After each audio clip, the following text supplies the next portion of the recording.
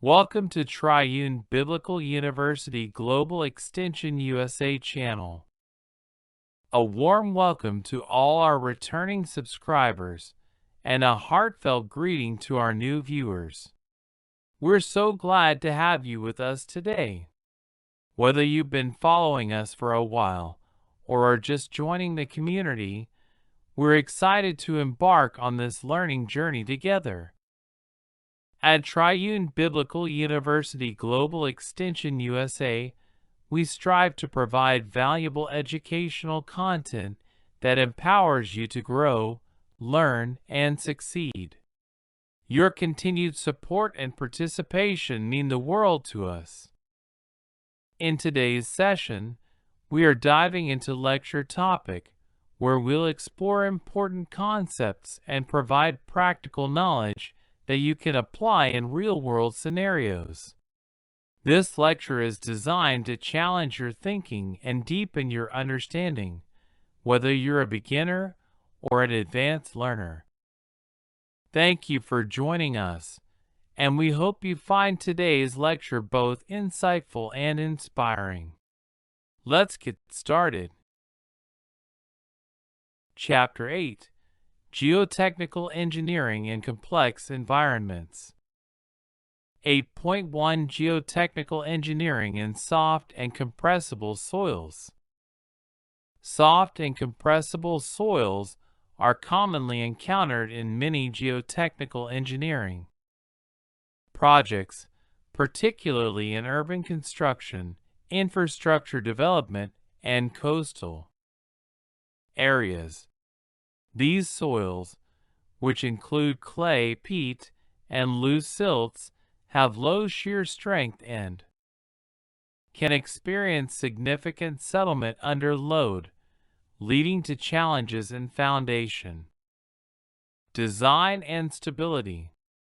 The ability to understand and address the unique behavior of soft and compressible soils is essential for ensuring the safety and performance of structures built upon them. This section delves into the characteristics of soft and compressible soils, the challenges they pose in geotechnical engineering, and the methods used to evaluate, mitigate, and design foundations in such environments. 8.1.1 Characteristics of Soft and Compressible Soils. Soft and compressible soils are primarily distinguished by their low shear strength, high compressibility, and tendency to undergo significant settlement under loading. The key properties that define these soils include: 1. High water content. Soft soils, particularly clays and silts, often have high moisture content due to their low permeability. The high water content significantly reduces the soil shear strength and can lead to excessive deformation under load. 2. Low shear strength. Compressible soils typically have a low internal friction angle and cohesion, making them susceptible to deformation. The shear strength is highly dependent on the water content and the rate at which the soil consolidates under pressure. 3. High compressibility. Soft soils exhibit high compressibility, meaning they can undergo large volume changes when subjected to loading or changes in moisture content. This characteristic leads to excessive settlement over time, which can be detrimental to the stability of structures. 4. Clay and peaty soils. Clays are particularly prone to swelling and shrinkage, depending on the moisture content. Peat soils, consisting of decayed organic matter, have low strength and can be highly compressible. 8.1.2 Challenges in Geotechnical Engineering with Soft and Compressible Soils. Designing foundations and structures in soft and compressible soils presents several challenges due to the unique behavior of these soils under load. 1. Excessive settlement. Soft soils often experience substantial settlement when subjected to the weight of a building or other structures. The settlement can occur over an extended period, and differential settlement can lead to structural damage, misalignment, or even collapse. 2. Limited load-bearing capacity. The low shear strength of soft soils reduces their load-bearing capacity. In such conditions, traditional shallow foundations may not be feasible, and deep foundations, such as piles or caissons, may be required to transfer the load to deeper, more stable layers. 3. Swelling and shrinkage. Certain soft soils, such as expansive clays, exhibit significant volume changes when the moisture content fluctuates. These soils can swell when wet and shrink upon drying, creating instability for foundations and pavements. 4. Liquefaction potential. In some soft soils, particularly loose silts and sands, there is a risk of liquefaction during seismic events.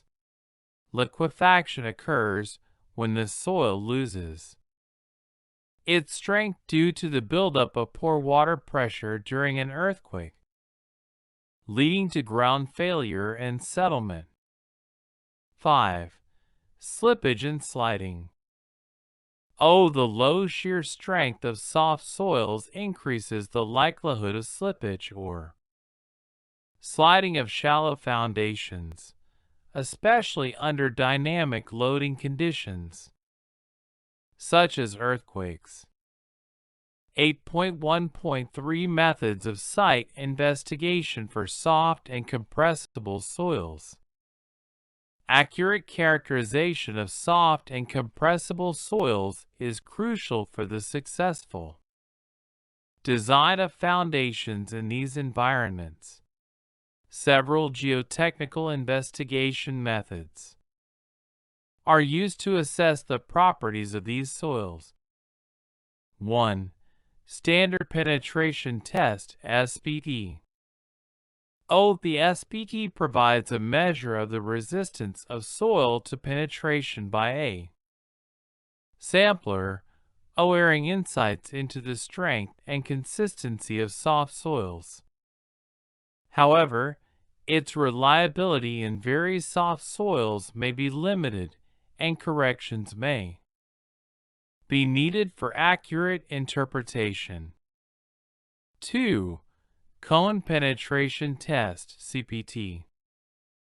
The CPT is an effective tool for measuring the resistance of soil to penetration, providing continuous profiles of soil properties.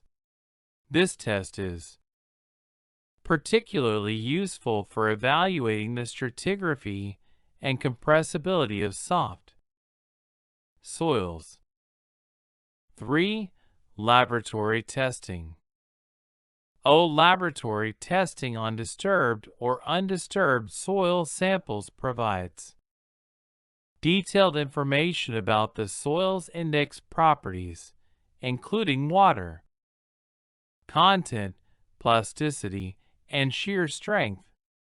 Tests such as consolidation tests, triaxial tests, and direct shear tests are commonly used to determine compressibility and strength parameters. 4. Geophysical methods. Non-invasive geophysical techniques, such as seismic refraction, electrical resistivity, and ground-penetrating radar (GPR), can be used to map subsurface conditions and identify areas of soft or compressible soil. 8.1.4 Mitigation measures for soft and compressible soils. Mitigating the challenges of soft and compressible soils typically involves improving the soil's engineering properties or using foundation systems that minimize settlement and ensure stability. 1. Soil improvement techniques. Several methods are used to improve the strength and reduce the compressibility of soft soils.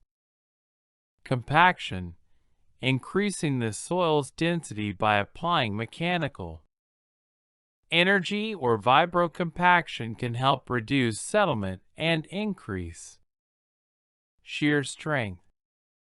Grouting, injecting grout into the soil can increase the strength and reduce compressibility.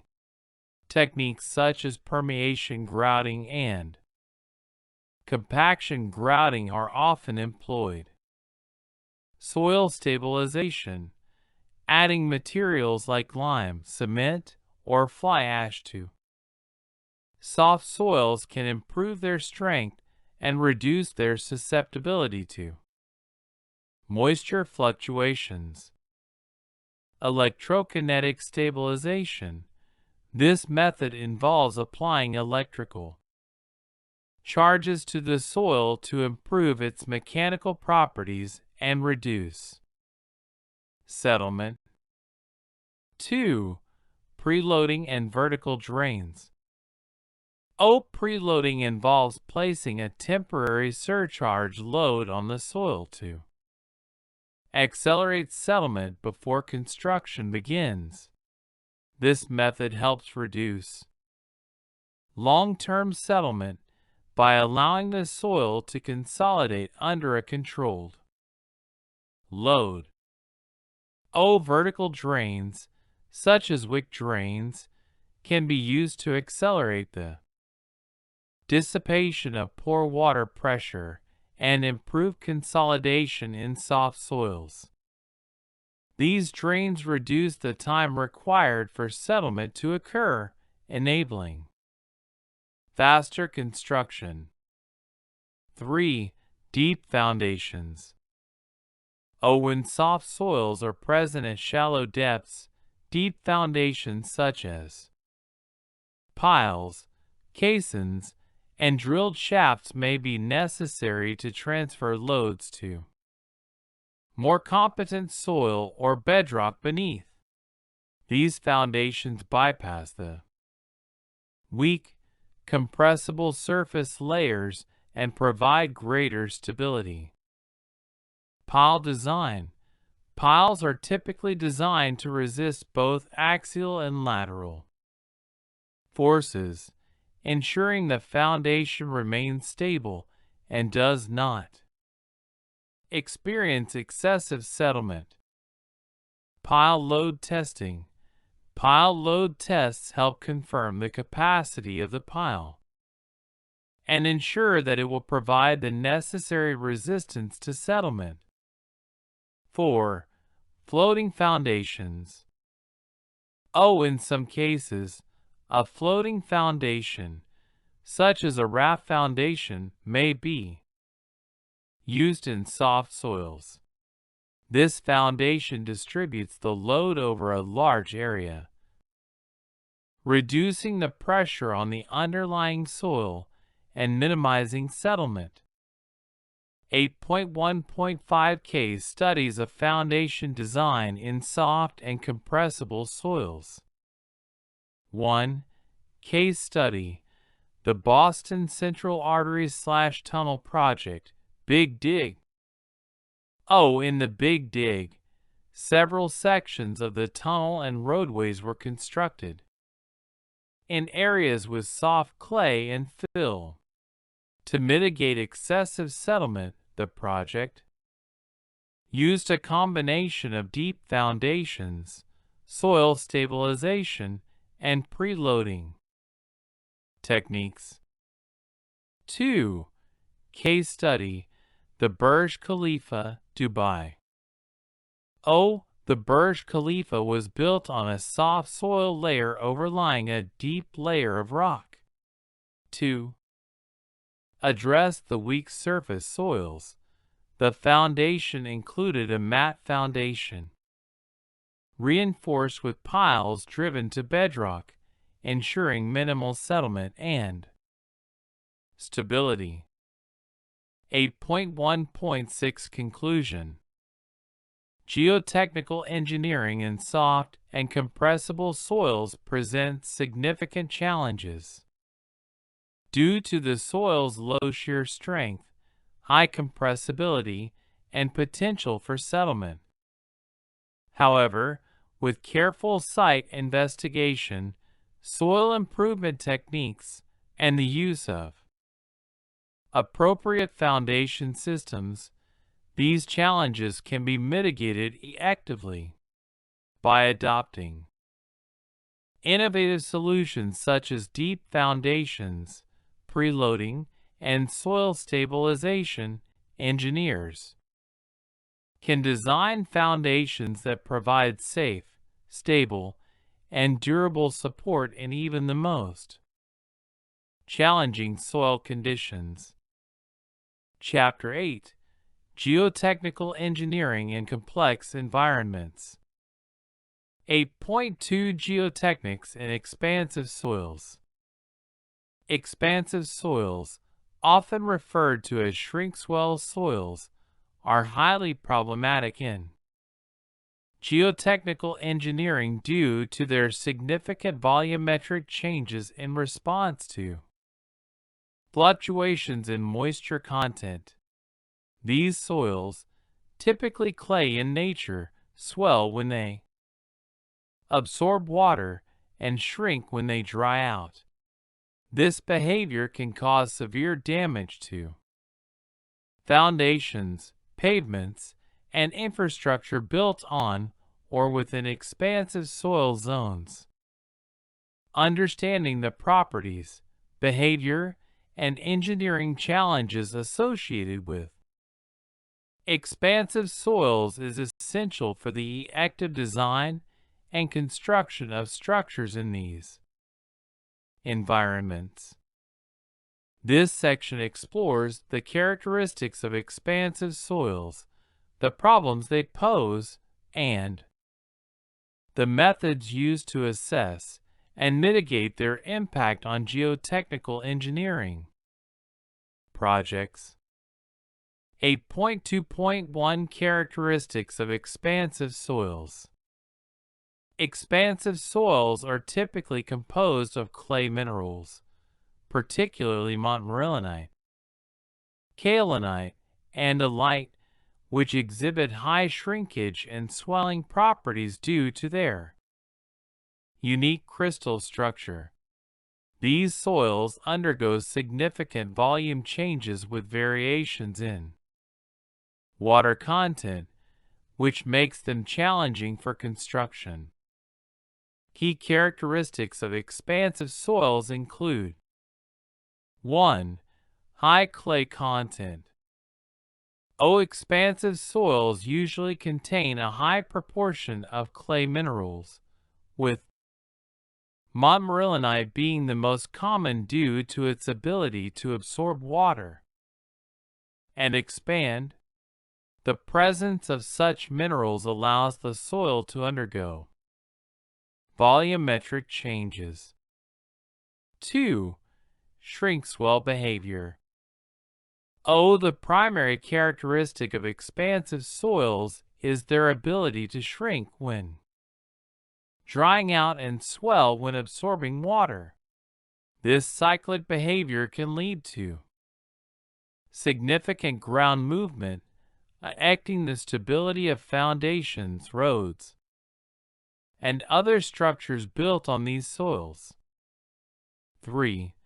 Plasticity and Atterberg limits. Expansive soils exhibit high plasticity, as evidenced by their Atterberg limits. Plastic and liquid limits. The plasticity index is often used as an indicator of the expansive potential of a soil.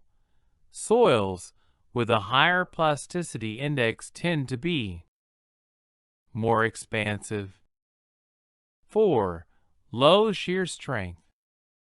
When wet, expansive soils tend to have low shear strength, which makes them vulnerable to deformation under loads.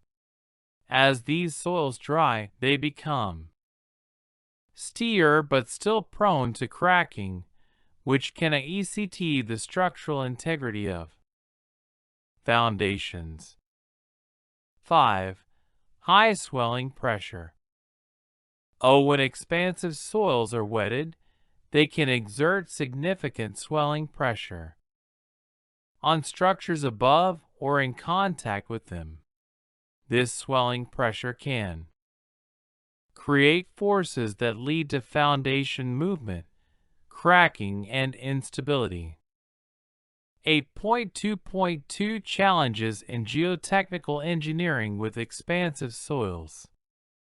The challenges presented by expansive soils are primarily related to their tendency to undergo volume changes when exposed to moisture fluctuations.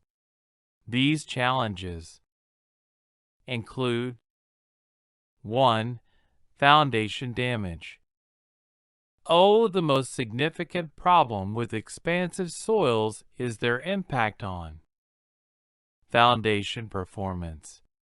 The swelling and shrinkage can cause uneven settlement and heaving of foundations, leading to structural damage such as cracked walls, uneven floors, and misaligned doors and windows.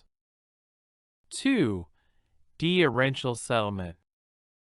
Expansive soils can cause differential settlement, where different parts of the foundation settle at different rates due to the soil's non-uniform swelling. This is especially problematic for large buildings or infrastructure, where uniform settlement is essential for maintaining structural integrity. 3. Cracking and distortion of pavements. Roads, pavements, and other surface infrastructure constructed on expansive soils can experience cracking and distortion due to the volume changes of the underlying soil. This leads to the deterioration of surface materials, increasing maintenance costs. 4. Damage to underground utilities.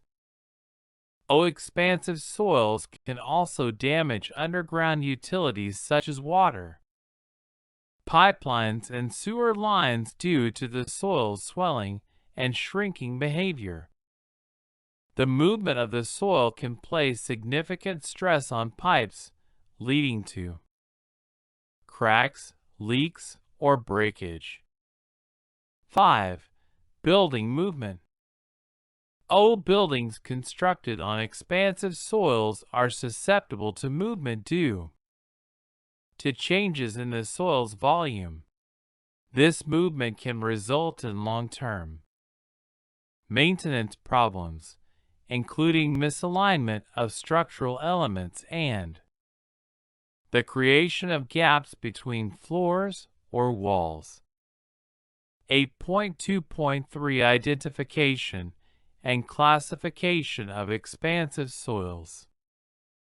Identifying and classifying expansive soils are critical steps in addressing the challenges they pose.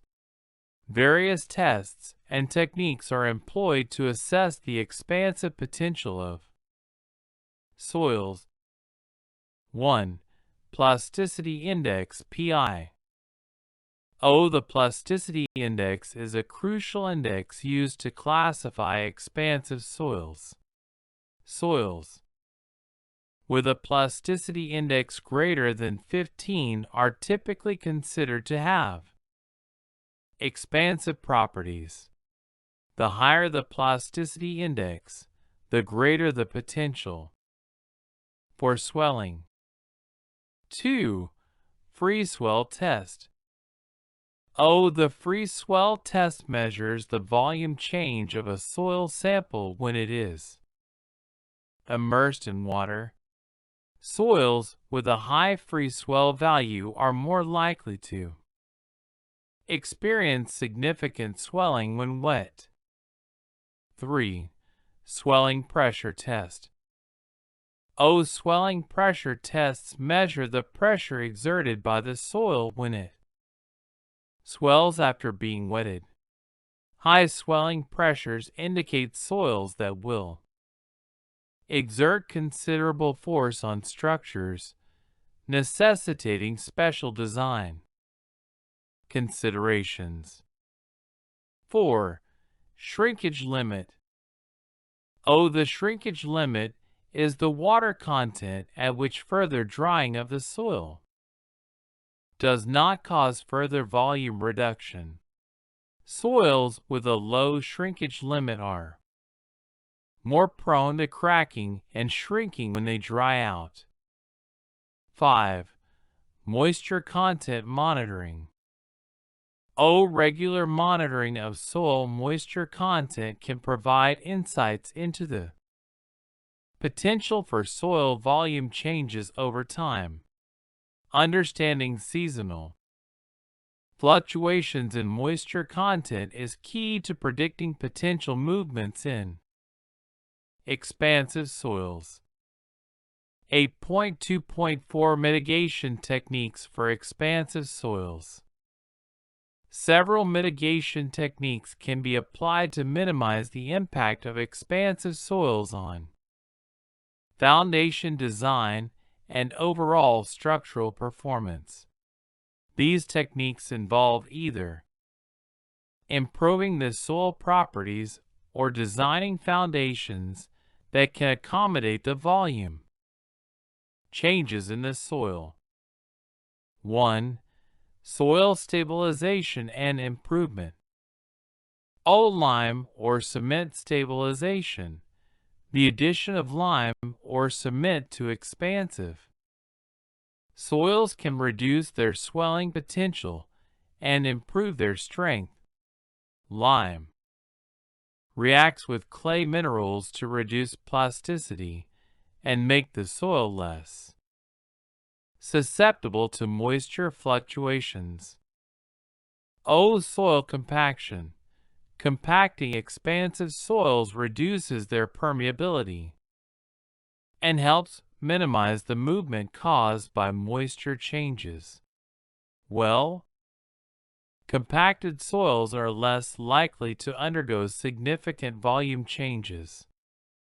Geosynthetics.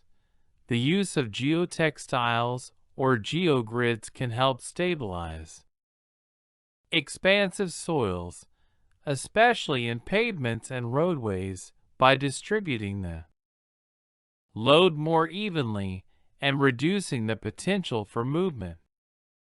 2. Moisture control. Drainage systems. Proper drainage systems around foundations can prevent water from accumulating in expansive soils. French drains, surface drains, and waterproof barriers are often used to control water flow and moisture levels around foundations. Moisture barriers. Installing moisture barriers beneath foundations or pavements can reduce the amount of water that penetrates expansive soils, thereby limiting swelling and shrinkage cycles. 3. Foundation design modifications. Raft or mat foundations. These foundations distribute the load across a large area, minimizing the effects of torrential settlement in expansive soils. Mat foundations are often used in regions with expansive soil to ensure stability and minimize foundation movement. Pier and pile foundations. Deep foundations, such as piers or piles, can be used to bypass expansive soils and transfer loads to deeper, more stable layers. Piles are driven or drilled into bedrock or competent soil beneath the expansive layer. Floating foundations. A floating foundation is designed to float on the soil and be less affected by torrential movements. This design helps distribute the weight of the structure more evenly across the expansive soil. 4. Preloading techniques. Preloading is used to accelerate settlement before construction. A surcharge load is placed on the soil to induce swelling and compressible soil movements, which helps reduce future settlement under the weight of the structure. 8.2.5 Case Studies of Expansive Soil Engineering. 1. Case Study, Dallas-Fort Worth Metroplex, USA. The Dallas-Fort Worth area is known for its expansive clay soils, which cause significant challenges for construction. One notable project involved the use of deep pile foundations to mitigate the effects of expansive soils on a high-rise building. Additionally, soil stabilization using lime was employed to improve the underlying soil for a new highway construction project. 2. Case Study, the Beijing Capital International Airport, China. Expansive soils in the Beijing area pose challenges during the construction of the airport. A combination of soil compaction, preloading, and deep foundation piles was used to address these issues. The use of deep foundation systems helped avoid the impacts of expansive soil movements on the terminal structures. 8.2.6 Conclusion. Expansive soils present significant challenges for geotechnical engineers due to their potential for large volume changes when subjected to variations in moisture content. Understanding the properties of expansive soils and implementing appropriate mitigation techniques are essential for ensuring the stability of foundations and structures. Soil stabilization, moisture control, and careful foundation design are key strategies for managing the risks associated with expansive soils. With proper planning, engineering solutions can be implemented to minimize the negative effects of expansive soils, ensuring the safety and longevity of buildings and infrastructure. Chapter 8. Geotechnical Engineering in Complex Environments. 8.3 Geotechnical Considerations in Permafrost Regions. Permafrost refers to soil, rock, or sediment that remains frozen for 2 or more consecutive years. It is found in high-latitude regions, such as the Arctic and subarctic, and in high altitude areas. The presence of permafrost presents unique challenges to geotechnical engineering, especially when construction is undertaken in these cold environments. The thawing and freezing cycles of permafrost can cause significant ground movements, leading to issues such as foundation instability, settlement, and soil deformation.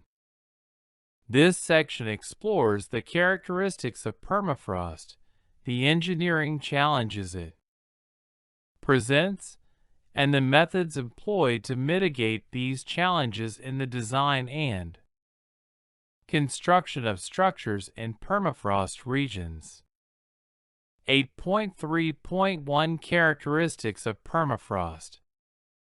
Permafrost is primarily characterized by its temperature, which remains below 0 degrees Celsius (32 degrees Fahrenheit) for at least 2 consecutive years. The frozen state of the ground leads to unique geotechnical conditions that require specialized consideration in construction. Key characteristics of permafrost include: 1. Frozen soil or rock. Permafrost consists of soil or rock that is frozen year-round. The active layer, which is the top layer of soil, thaws during the warmer months and freezes again in winter. Below the active layer, the ground remains permanently frozen. 2. Seasonal thawing and freezing. The boundary between the active layer and the permafrost is dynamic and varies with the seasons. During summer, the active layer thaws, and during winter, it refreezes.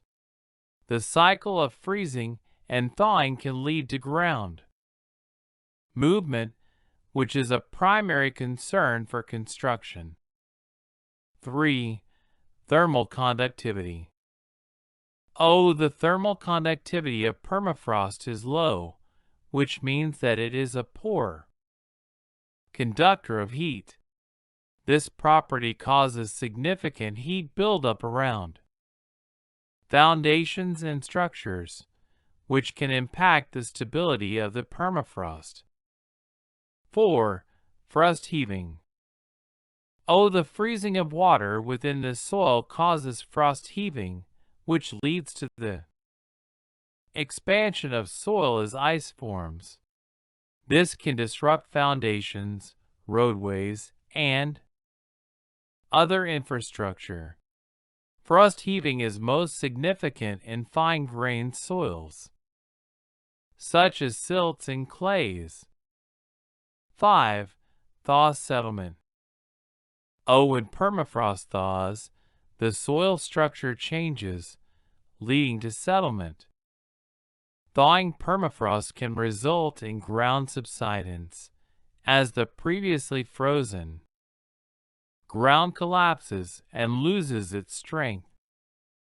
8.3.2 Geotechnical challenges in permafrost regions. The presence of permafrost creates several unique challenges in geotechnical engineering, especially in relation to construction stability, foundation performance, and ground behavior over time. 1. Instability due to thawing. Thawing permafrost can lead to the destabilization of foundations and infrastructure. As the frozen ground melts, it loses strength and can undergo significant settlement, leading to cracks, misalignment, and potential failure of structures. 2. Frost heaving and ground movement.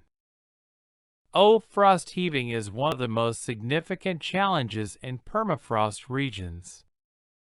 When moisture in the soil freezes, it expands, causing the ground to heave. This movement can disrupt foundations, pavements, and roads, leading to structural damage and the need for costly repairs. 3. Thaw-induced settlement. As permafrost thaws, the soil beneath the frozen layer can undergo significant settlement. The active layer becomes weaker, and the collapse of the frozen soil can cause large depressions or uneven surfaces. This settlement is unpredictable and can lead to substantial damage to infrastructure. 4. Torrential settlement. In areas where permafrost is unevenly distributed, torrential settlement can occur. Structures built on these uneven ground conditions may experience uneven foundation settlement, resulting in cracks, foundation instability, and structural failure. 5. Water flow and drainage issues. Thawing permafrost can increase the potential for water accumulation and drainage problems. The thawing of the ground can lead to changes in groundwater flow patterns, which can destabilize slopes and foundations. Additionally, the presence of unfrozen groundwater in frozen soil can lead to further instability. 8.3.3 Site investigation and characterization of permafrost.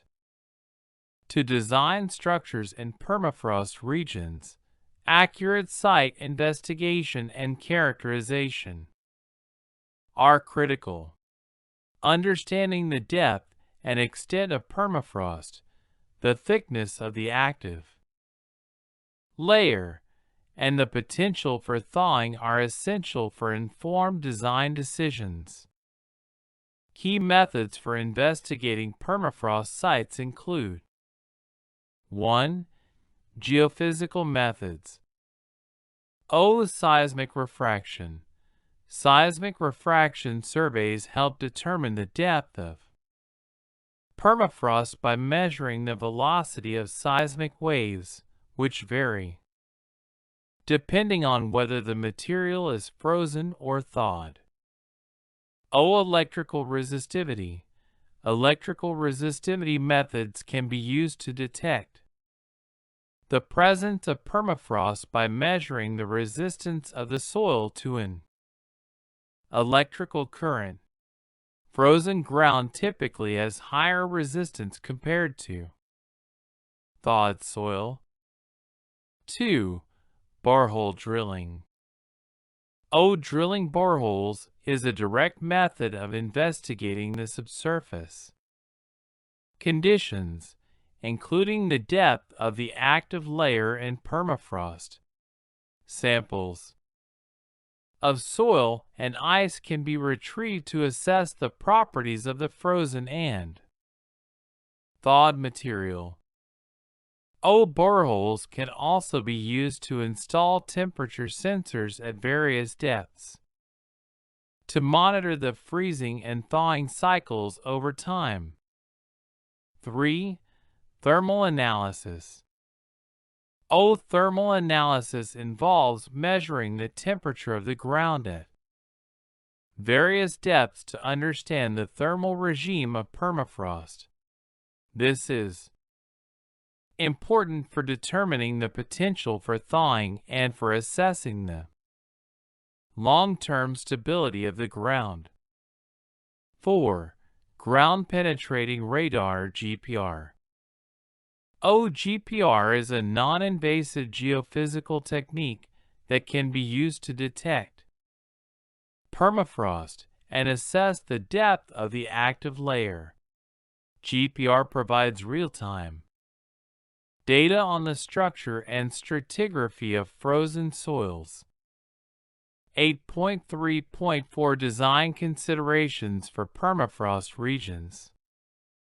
Geotechnical engineering in permafrost regions requires careful consideration of the unique conditions of frozen ground. Several approaches are used to address the challenges posed by permafrost. 1. Foundation design. Deep foundations. In permafrost regions, foundations are often designed to transfer the load to deeper, more stable layers that are less prone to thaw. Induced settlement. Piles, caissons, and drilled shafts are commonly used to anchor structures to these deeper layers. Above-ground foundations, to avoid the instability caused by thawing. Permafrost foundations may be designed to remain above ground, such as on stilts or piers. These foundations are elevated to prevent heat transfer to the underlying permafrost and to allow for natural ventilation, reducing the risk of thawing. 2. Thermal insulation. Insulation systems. One of the most effective ways to protect permafrost foundations from thawing is by using thermal insulation. Insulation materials are placed around the foundation to limit heat flow and maintain the permafrost in a frozen state. This technique is commonly used in the design of foundations for buildings, roads, and pipelines. Ventilation. Proper ventilation systems can help regulate the temperature around the foundation. For example, venting air beneath elevated buildings helps keep the ground frozen by reducing heat buildup.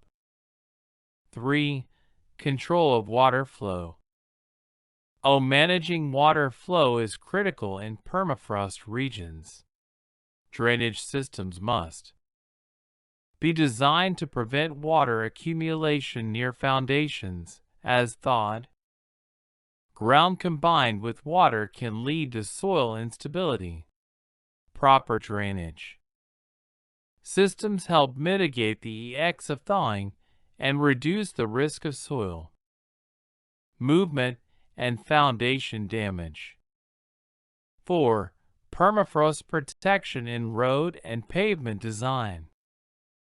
Roads and pavements in permafrost areas are typically constructed using elevated structures or with the incorporation of insulation to prevent thawing. For example, insulated roadbeds help minimize the impact of icy loads on the underlying permafrost and reduce thawing beneath the surface. 8.3.5 Mitigation strategies for permafrost thawing. 1. Pre-cooling and ground freezing. In certain cases, ground freezing techniques are used to stabilize permafrost. Before construction, ground freezing involves the injection of refrigerants into the soil to lower its temperature and maintain its frozen state during construction. This is typically used in areas with shallow permafrost or where deep foundations are not feasible. 2. Active cooling systems. Active cooling systems, such as refrigeration units or chilled water pipelines, are sometimes employed to maintain the permafrost below the foundation. These systems are often used in critical infrastructure, such as pipelines, to prevent thawing and subsequent deformation. 8.3.6 Case Studies in Permafrost Engineering. 1. Case Study: The Alaskan Oil Pipeline, USA. The Trans-Alaska Pipeline was designed to operate in a region of continuous permafrost. To mitigate the effects of permafrost thaw, the pipeline was elevated on supports and designed to allow for thermal expansion and contraction. Additionally, insulation was used to prevent thawing beneath the pipeline. 2. Case Study: Siberian Railroad, Russia. In Siberia, where permafrost is widespread, the construction of railroads involved extensive use of thermal insulation, elevated track designs, and specialized drainage systems to protect the foundations from thaw-induced settlement and frost heaving. 8.3.7 Conclusion: Permafrost regions present unique challenges in geotechnical engineering due to the dynamic nature of frozen ground, including thaw-induced settlement, frost heaving, and the risk of ground instability. A comprehensive understanding of permafrost behavior, coupled with advanced site investigation methods and innovative design strategies, is essential for the safe and effective construction of foundations and infrastructure in these environments.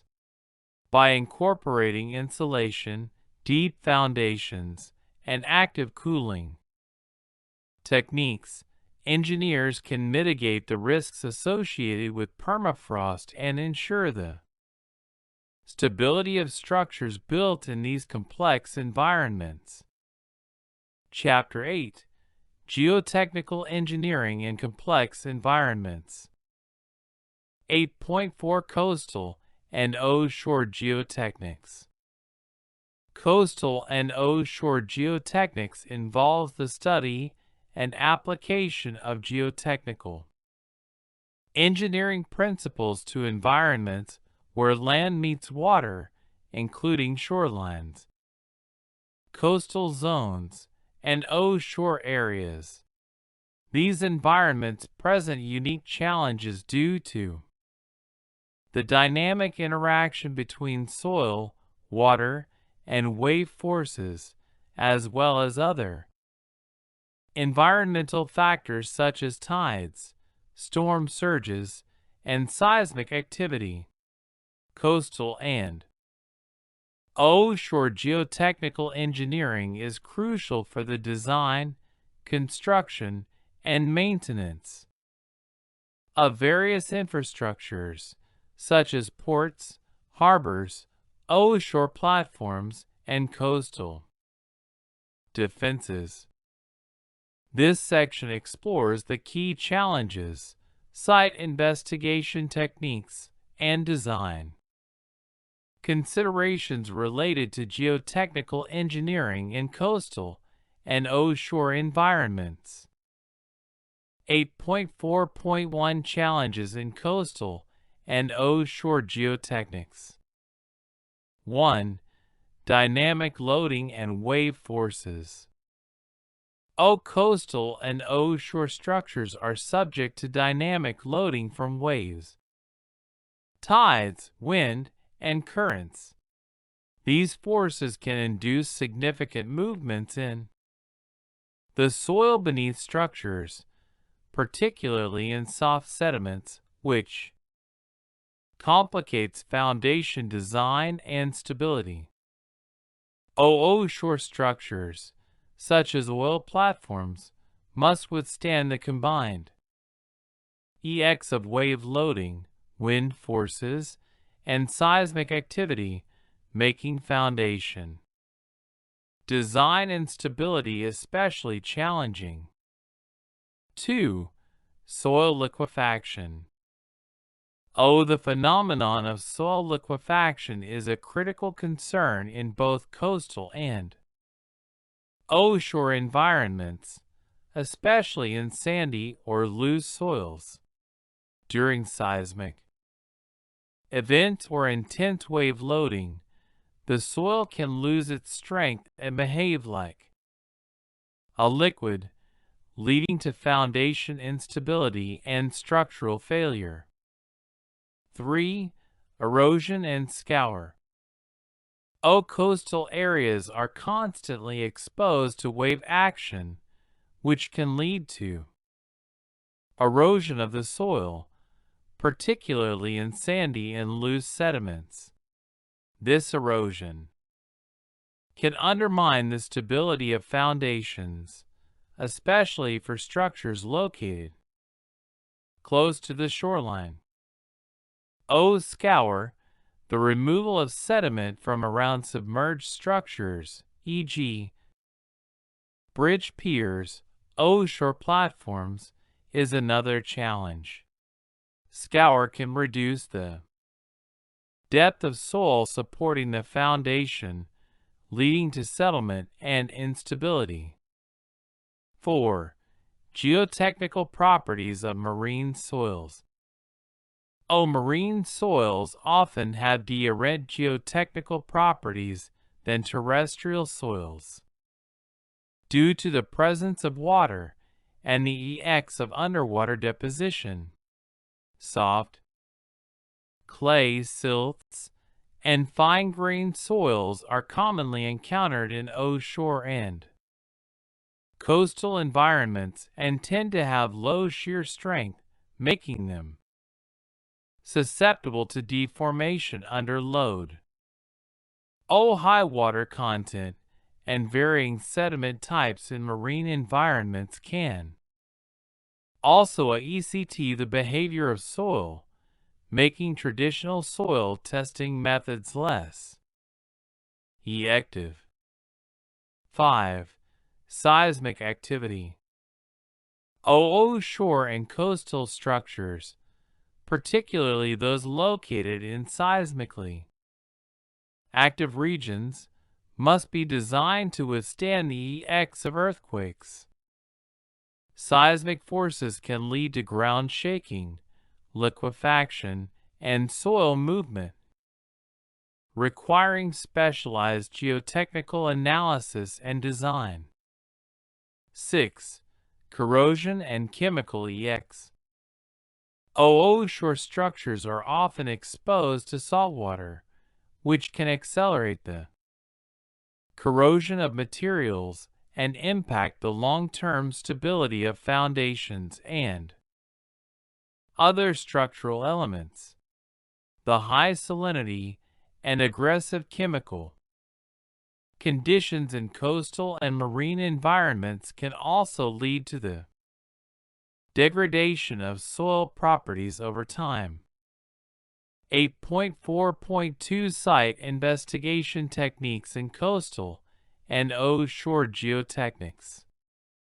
Site investigation plays a critical role in understanding the geotechnical conditions in coastal and shore environments. Accurate data is necessary for proper foundation design, assessing potential risks, and determining suitable construction methods. 1. Borehole drilling and sampling. Boreholes are drilled to retrieve soil samples from the subsurface, allowing engineers to assess the soil profile and obtain material properties. These samples are typically tested in laboratories to determine parameters such as shear strength, consolidation characteristics, and soil classification. At shore sites, drilling can be performed using specialized platforms or vessels, and the retrieved samples can be analyzed to understand the soil's response to dynamic loading and water depth. 2. Geophysical surveys. Seismic reflection and refraction surveys. These surveys provide information about the depth of sediment layers and the geotechnical properties of the subsoil. Seismic techniques are useful in offshore areas where direct sampling may be difficult or impractical.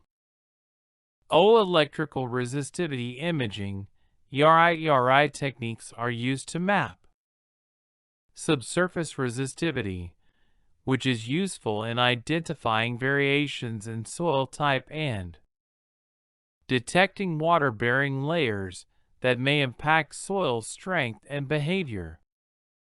Ground-penetrating radar (GPR) is used to detect variations in subsurface materials, identify interfaces between different soil layers, and locate buried structures or anomalies that may ECT foundation design. 3. Cone penetration testing (CPT). CPT is commonly used in coastal and offshore site investigations to assess the properties of soft sediments. The cone is pushed into the ground, and measurements of tip resistance and sleeve friction provide insights into soil strength and stratigraphy. In offshore environments, CPT can be conducted from drilling rigs or specialized vessels to obtain real-time data on soil behavior. 4. Marine geotechnical testing. Specialized techniques such as piston sampling, box sampling, and van grab sampling are employed to retrieve undisturbed soil samples from the seabed for laboratory testing. These samples help assess the in situ geotechnical properties of marine soils.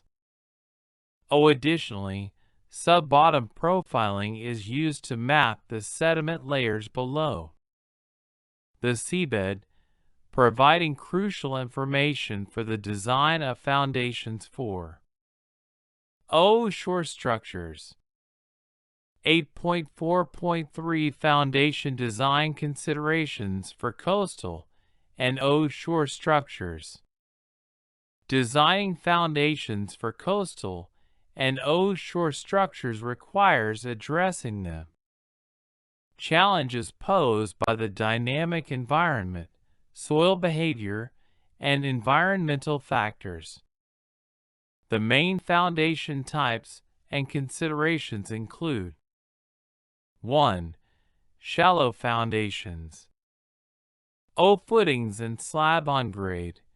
Shallow foundations such as isolated footings or slab on grade can be used for smaller structures located on stable and compacted coastal soils.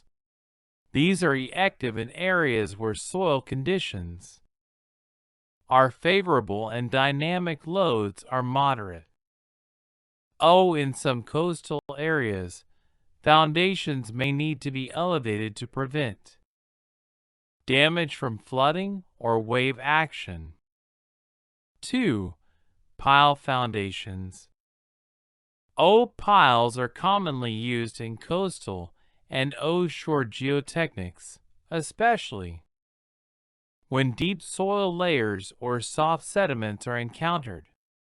These can be driven or drilled into the ground to provide stability for structures such as piers, offshore platforms, and bridges. Offshore piles. Piles used for offshore structures must be designed to withstand significant dynamic loading due to waves, wind, and seismic activity. They also need to account for corrosion resistance and maintain structural integrity over time. Monopiles. For offshore wind farms, monopile foundations are often used, where a large single pile is driven deep into the seabed to support wind turbines. 3. Caisson foundations. Caissons are watertight structures that are sunk to the seabed and filled with concrete. They are often used for offshore oil and gas platforms, providing a stable foundation in deeper waters. Caisson foundations are designed to resist wave forces, tides, and other environmental conditions. 4. Gravity-based foundations. These foundations rely on their weight to resist vertical and horizontal forces. They are used in offshore oil rigs, platforms, and floating structures. Gravity-based foundations are typically constructed onshore and then floated to the desired location for installation. 5. Floating foundations. Floating platforms are designed to float on the water surface and are tethered to the seabed. These are typically used in deeper waters where traditional fixed foundations may not be feasible. Floating foundations can be used for offshore wind turbines and oil rigs. 8.4.4 Coastal protection and erosion control. 1. Seawalls and breakwaters. Seawalls and breakwaters are structures built along the coast to protect land from erosion caused by wave action. They reduce the impact of waves on the shoreline and help maintain the stability of coastal foundations. Breakwaters are offshore structures designed to shield harbors, ports, and coastal infrastructure from the effects of high waves and storms. 2. Beach nourishment. Beach nourishment involves the artificial addition of sand to eroding beaches to restore lost sediment. It is often used as a temporary measure to combat coastal erosion and protect coastal structures. 3. Geotextile and rock revetments. Geotextiles are synthetic fabrics that are used in erosion control applications. They are often used in combination with rocks to form revetments or protective layers along shorelines and around foundations. 8.4.5 Case studies in coastal and offshore geotechnics. 1. Case study: the Deepwater Horizon oil spill, Gulf of Mexico, USA. The Deepwater Horizon disaster in 2010 highlighted the challenges of offshore geotechnics, particularly regarding the stability of seafloor conditions and the design of well foundations. The incident underscored the importance of site investigation, soil behavior modeling, and safety considerations for offshore drilling. 2. Case study: the Hong Kong-Zhuhai-Macau Bridge, China. The Hong Kong-Zhuhai-Macau Bridge, a large-scale offshore bridge connecting several islands and the mainland, involved complex geotechnical engineering for its foundation design. Challenges included working in soft marine sediments, assessing the seismic risk, and addressing soil liquefaction concerns. 8.4.6 Conclusion. Coastal and offshore geotechnics is a specialized field that requires careful consideration of the dynamic and challenging environmental conditions present in these regions. Effective site investigation, advanced foundation design techniques, and the consideration of dynamic loading, soil properties, and environmental factors are essential for the successful design and construction of structures in coastal and offshore environments. By addressing issues such as erosion, scour, soil liquefaction, and dynamic forces, engineers can ensure the stability and longevity of coastal and offshore infrastructure. Chapter 8: Geotechnical Engineering in Complex Environments. 8.5 Geotechnical Challenges in Urban Areas and Underground Construction. Urban geotechnical engineering presents unique challenges due to the complexities of working in densely populated, highly developed environments where space is limited, and the interaction between the built environment and the subsurface must be carefully considered. Underground construction, which includes tunnels, subways, basements, and deep foundations, adds another layer of complexity, requiring careful planning and innovative solutions to address issues related to ground stability, groundwater management, and soil structure interaction. This section explores the key challenges faced in urban and underground geotechnical engineering and the strategies used to mitigate risks and design safe and sustainable solutions. 8.5.1 Challenges in Urban Geotechnical Engineering. 1. Limited space and site constraints. Urban areas are often characterized by limited space for construction activities, leading to constraints in the execution of site investigations, construction methods, and equipment accessibility. The densely built environment can hinder traditional geotechnical testing and foundation construction.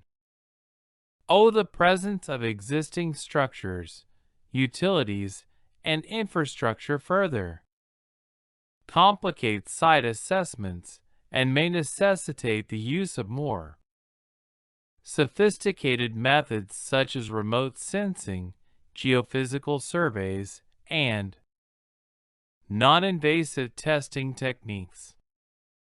2. Subsurface contamination.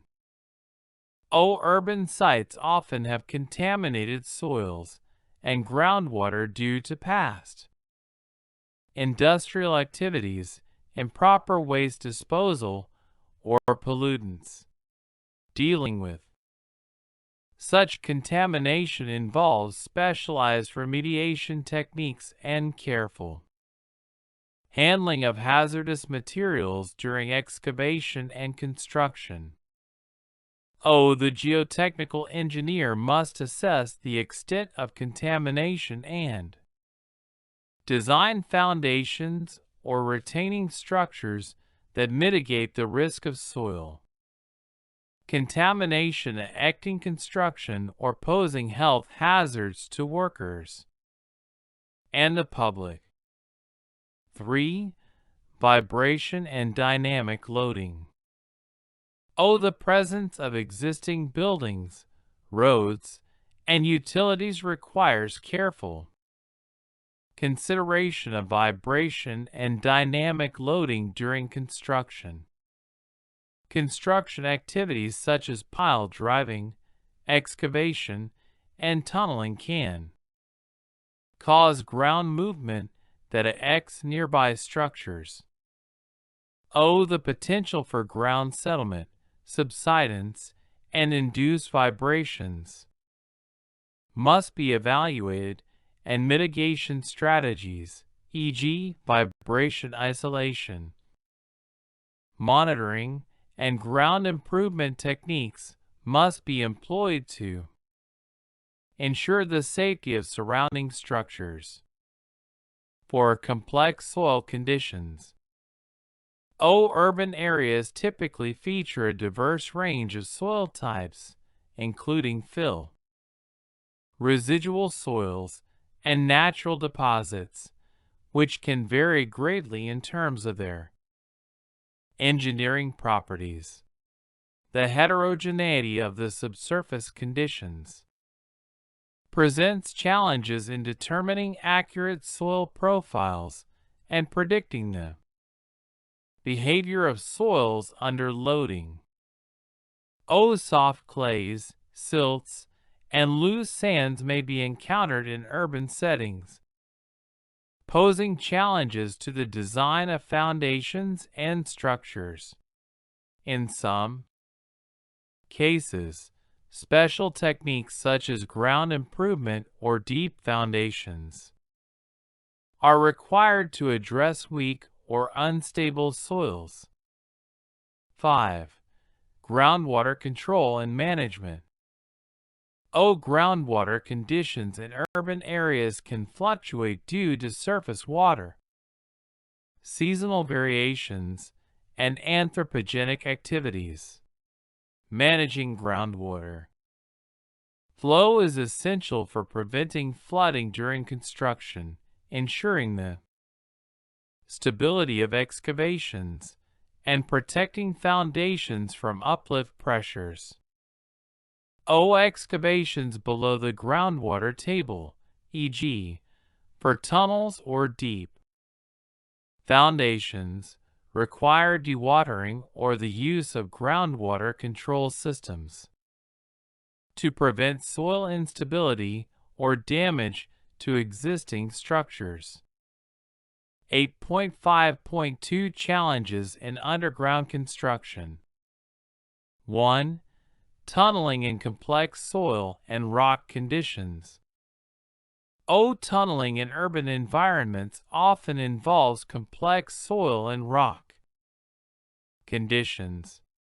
Engineers must account for varying subsurface materials, groundwater levels, and geological features that can significantly affect tunnel stability and excavation techniques.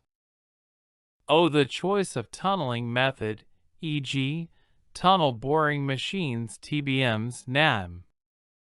New Austrian tunneling method, cut and cover techniques, depends on the soil and rock conditions and the depth of the tunnel. Each method presents different challenges related to excavation rates, ground support, and risk of collapse. 2. Ground settlement and surface deformation. One of the key challenges in underground construction is controlling and minimizing ground settlement, which can cause damage to existing structures and infrastructure. Excavation and tunneling can result in settlement of the overlying soils, which may lead to surface subsidence, tilting of buildings, or cracking of pavements.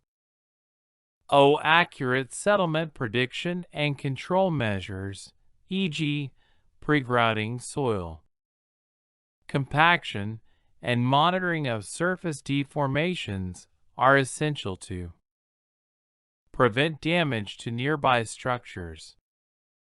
3. Construction in confined spaces. Many urban tunnels and underground structures are built in confined spaces, where access is restricted.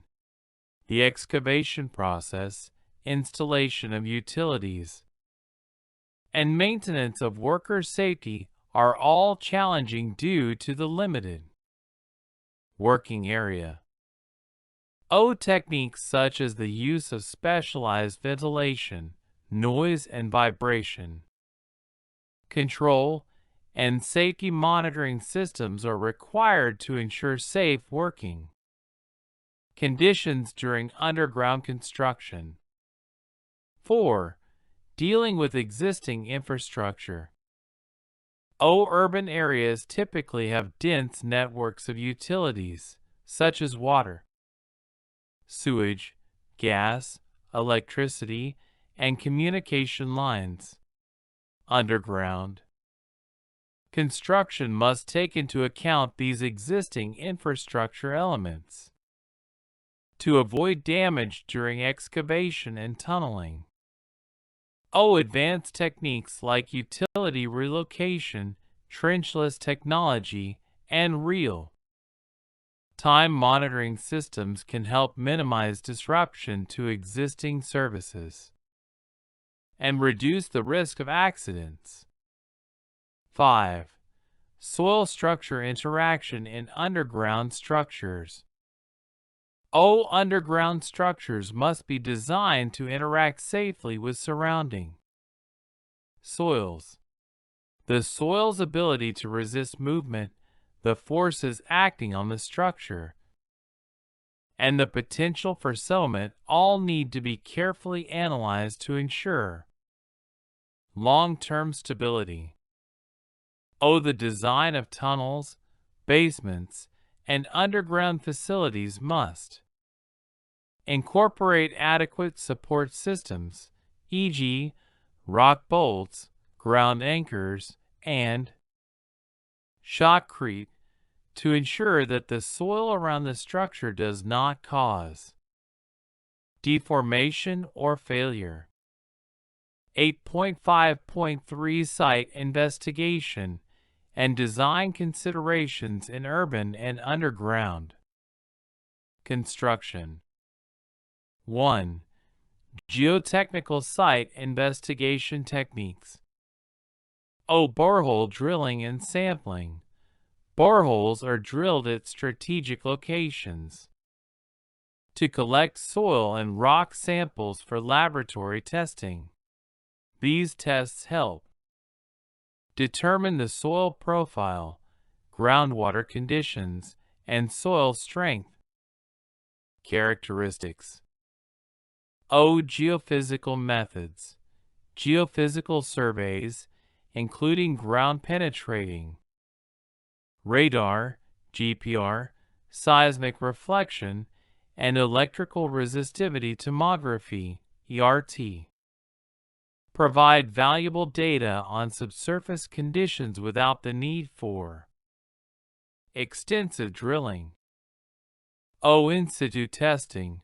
Tests like the Standard Penetration Test, SPT, Cone Penetration Test, CPT, and pressure meter tests are used to assess soil behavior in real time and to gather data on soil strength, compaction, and steepness. 2. Innovative foundation solutions. Deep foundations. For areas with weak or compressible soils, deep foundations such as piles, drilled shafts, and caissons are often required to transfer loads to more competent soil or rock layers. Micro piles and mini piles. These small diameter piles are ideal for urban environments where space is limited and traditional pile driving methods may not be feasible. Shallow foundations. In areas where sufficient soil strength is available at shallow depths, shallow foundations such as spread footings, mat foundations, or raft foundations can be used to support buildings and infrastructure. 3. Ground improvement techniques. Grouting. Grouting techniques, such as jet grouting or permeation grouting, are used to improve soil properties by injecting grout into the ground to increase soil strength, reduce permeability, and control settlement. Compaction. In areas with loose or soft soils, ground improvement through compaction methods, e.g., dynamic compaction, vibrocompaction, or roller compaction, can improve soil density and bearing capacity. Soil stabilization. Chemical stabilization techniques are used to improve soil properties by adding stabilizing agents, such as lime, cement, or fly ash, to weak or expansive soils. 8.5.4 Case Studies in Urban and Underground Geotechnics. 1. Case Study: The Channel Tunnel, UK/France. The Channel Tunnel, which connects the United Kingdom and France, involved complex underground geotechnical engineering due to the challenging geological conditions under the English Channel. The use of tunnel boring machines, TBMs, and advanced ground support systems was crucial in overcoming challenges such as variable soil and rock conditions, groundwater management, and minimizing surface settlement. 2. Case Study: The Shard, London, UK. The Shard, a skyscraper in London, was constructed in an urban area with complex soil conditions and existing infrastructure. The foundation design involved a deep pile system, which was carefully planned to avoid interference with nearby structures, including the London Underground railway system. 8.5.5 Conclusion: Geotechnical engineering in urban areas and for underground construction presents unique challenges due to the interaction of complex subsurface conditions with existing infrastructure, the need for ground stability, and the safe execution of construction activities. Addressing these challenges requires careful site investigation, innovative foundation design, and the use of advanced ground improvement techniques. By considering these factors, engineers can ensure the safe and efficient construction of underground structures and foundations in urban environments, minimizing risks to the surrounding community and infrastructure. Chapter 9: Geotechnical Data Analysis and Monitoring. 9.1 Instrumentation in Geotechnical Engineering. Instrumentation in geotechnical engineering plays a critical role in monitoring the behavior of soils, foundations, slopes, tunnels, and other geotechnical structures during and after construction. The data obtained through various types of instrumentation helps engineers make informed decisions about design, construction methods, and safety measures. It also provides insights into the performance of structures over time, facilitating early detection of potential issues and enabling proactive maintenance or remediation.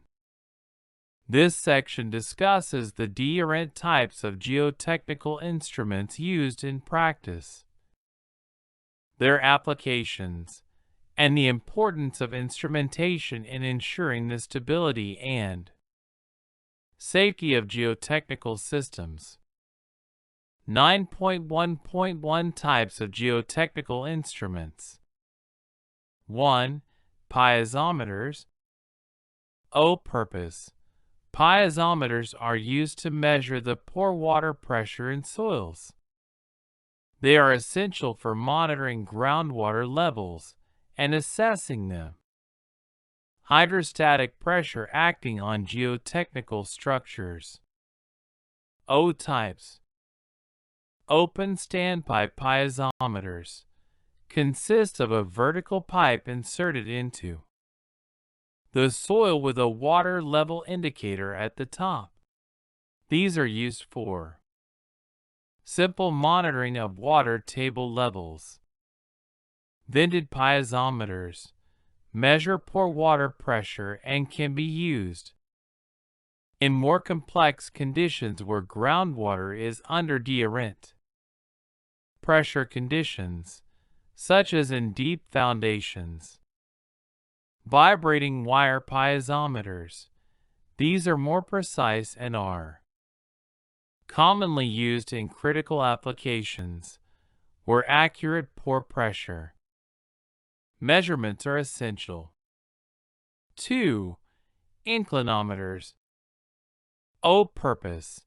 Inclinometers are used to measure the horizontal movement or lateral displacement of the ground, structures, or retaining walls.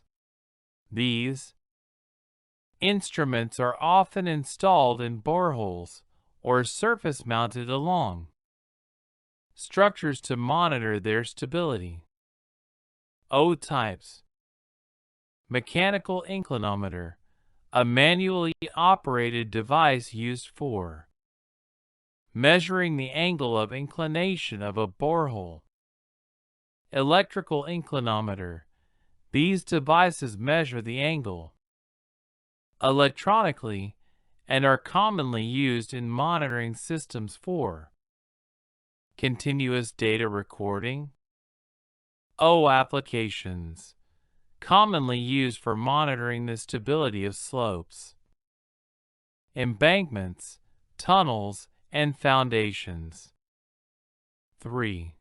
Settlement plates, leveling devices. Purpose. Settlement plates are used to measure vertical displacement or settlement of a structure or the surrounding soil. These plates are often installed at specific locations on the surface of the ground or foundation and measured periodically to track movement. Types. Manual leveling, using optical or laser-based methods to measure the displacement over time. Automated settlement systems, using electronic devices that automatically record the displacement and provide continuous monitoring. 4. Strain gauges. Purpose. Strain gauges measure the deformation of materials under load.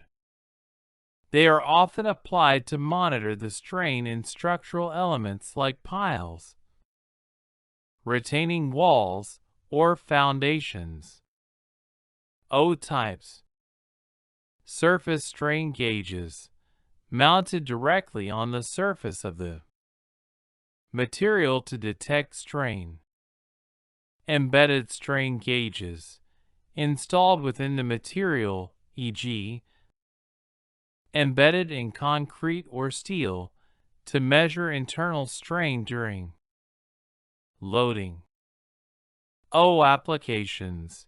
Used to assess the performance of foundations, tunnels, and other structural elements under load.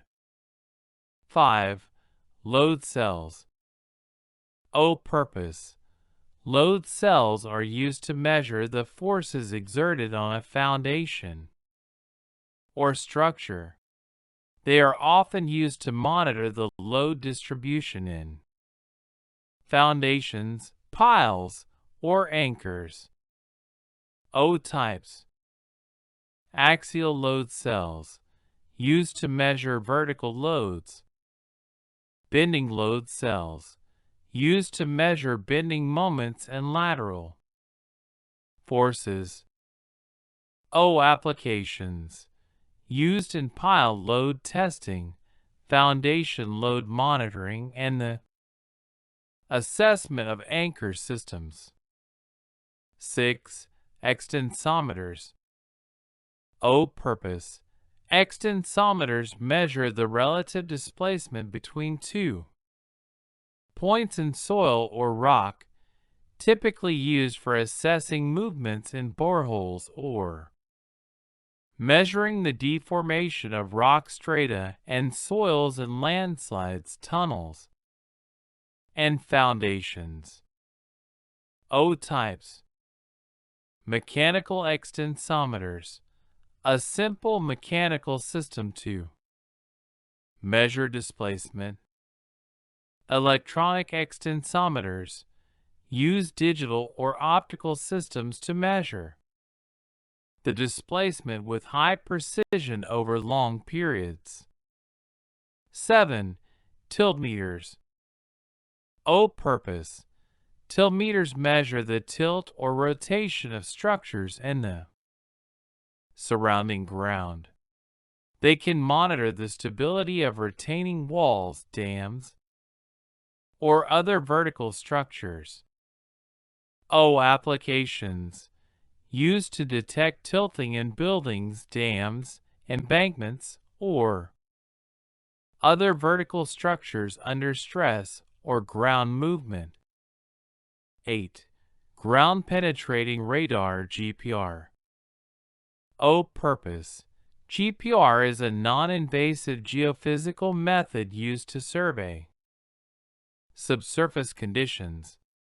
It provides real-time imaging of soil layers, voids, and other geological features. O applications.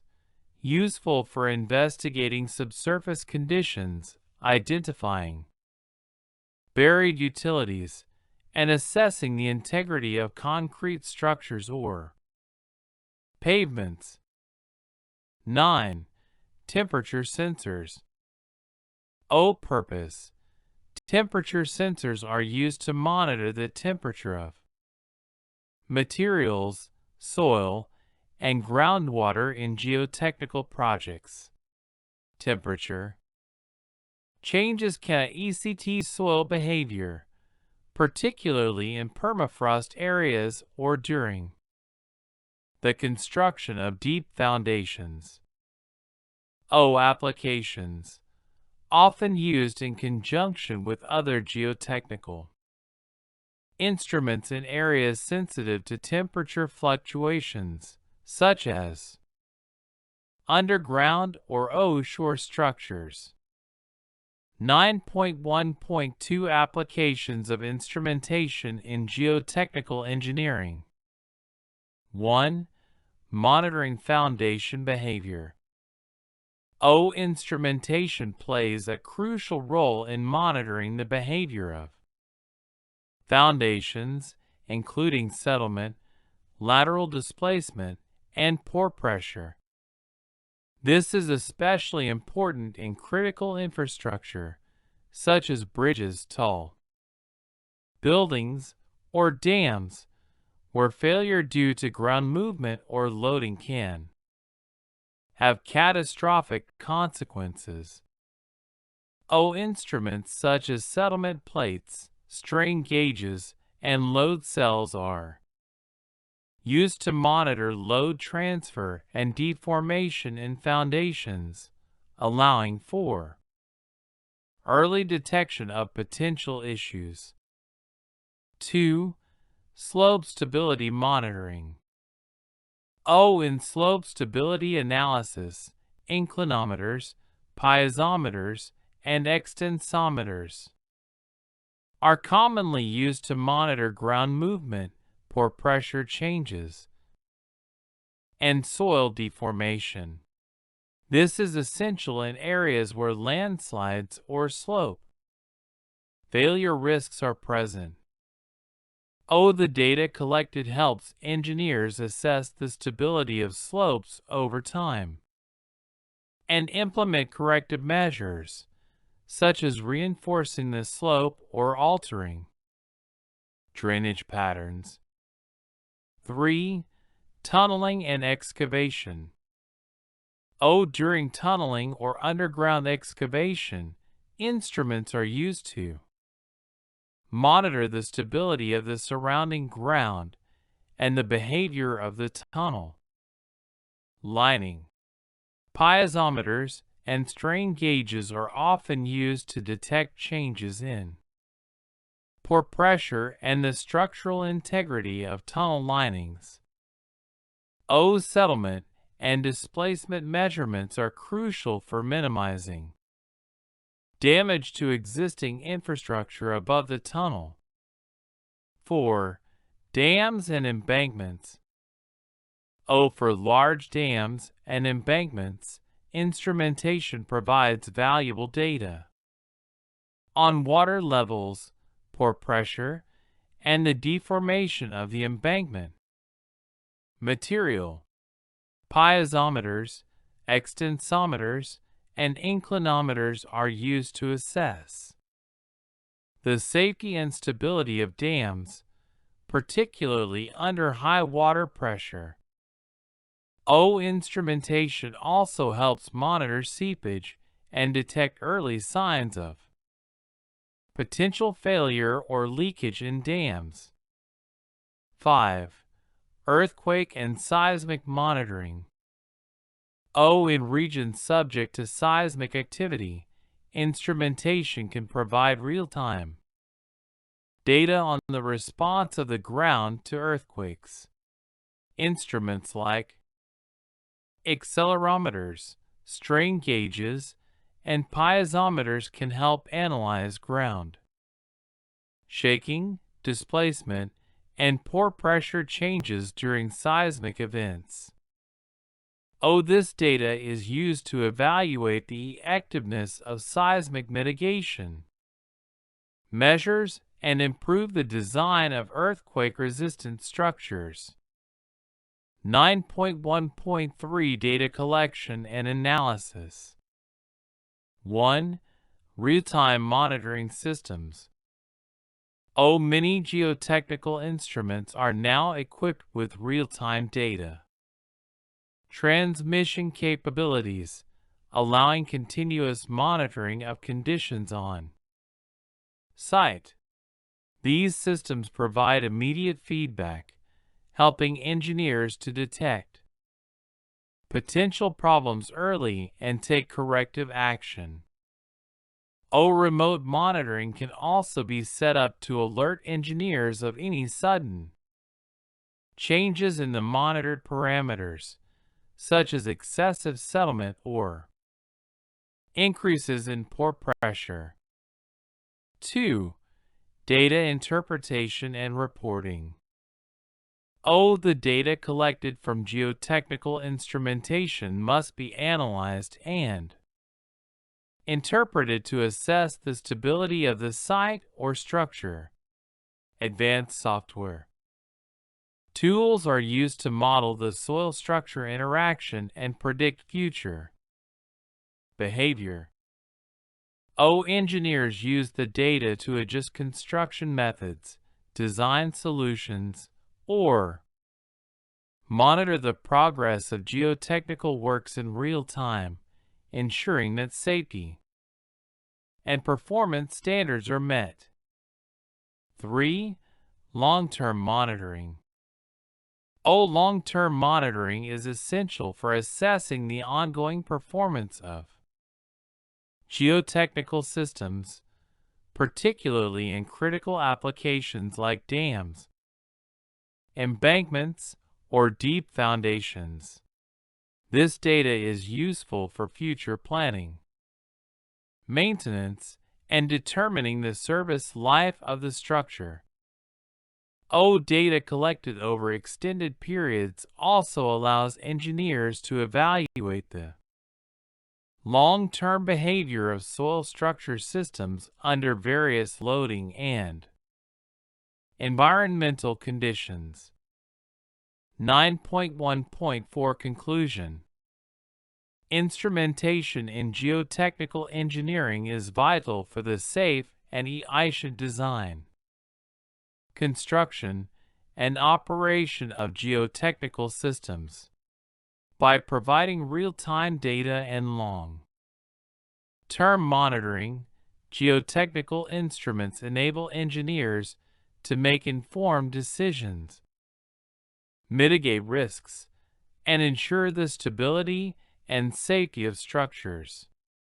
The integration of advanced instruments and data analysis techniques into geotechnical practice is essential for addressing the complexities and challenges of modern construction and infrastructure projects. Chapter 9. Geotechnical Data Analysis and Monitoring. 9.2 Data Acquisition Systems and Monitoring Techniques. Data acquisition and monitoring systems play a critical role in geotechnical engineering by enabling real-time data collection, analysis, and interpretation to ensure the safety, stability, and performance of geotechnical structures. With advancements in technology, these systems have evolved to be more efficient, providing continuous, accurate, and easily interpretable data. This section covers the key components of data acquisition systems and the various monitoring techniques used in geotechnical engineering. 9.2.1 Data Acquisition Systems (DS).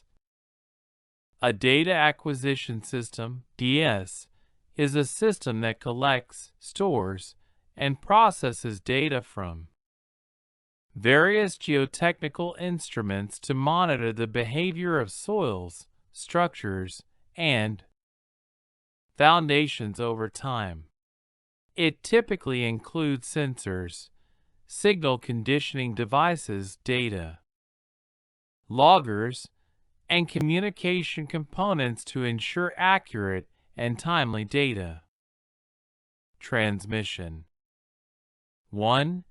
Components of data acquisition systems. Sensors, devices used to measure specific geotechnical parameters, such as displacement, pore water pressure, temperature, strain, and load. Common sensors include piezometers, inclinometers, accelerometers, strain gauges, and settlement plates.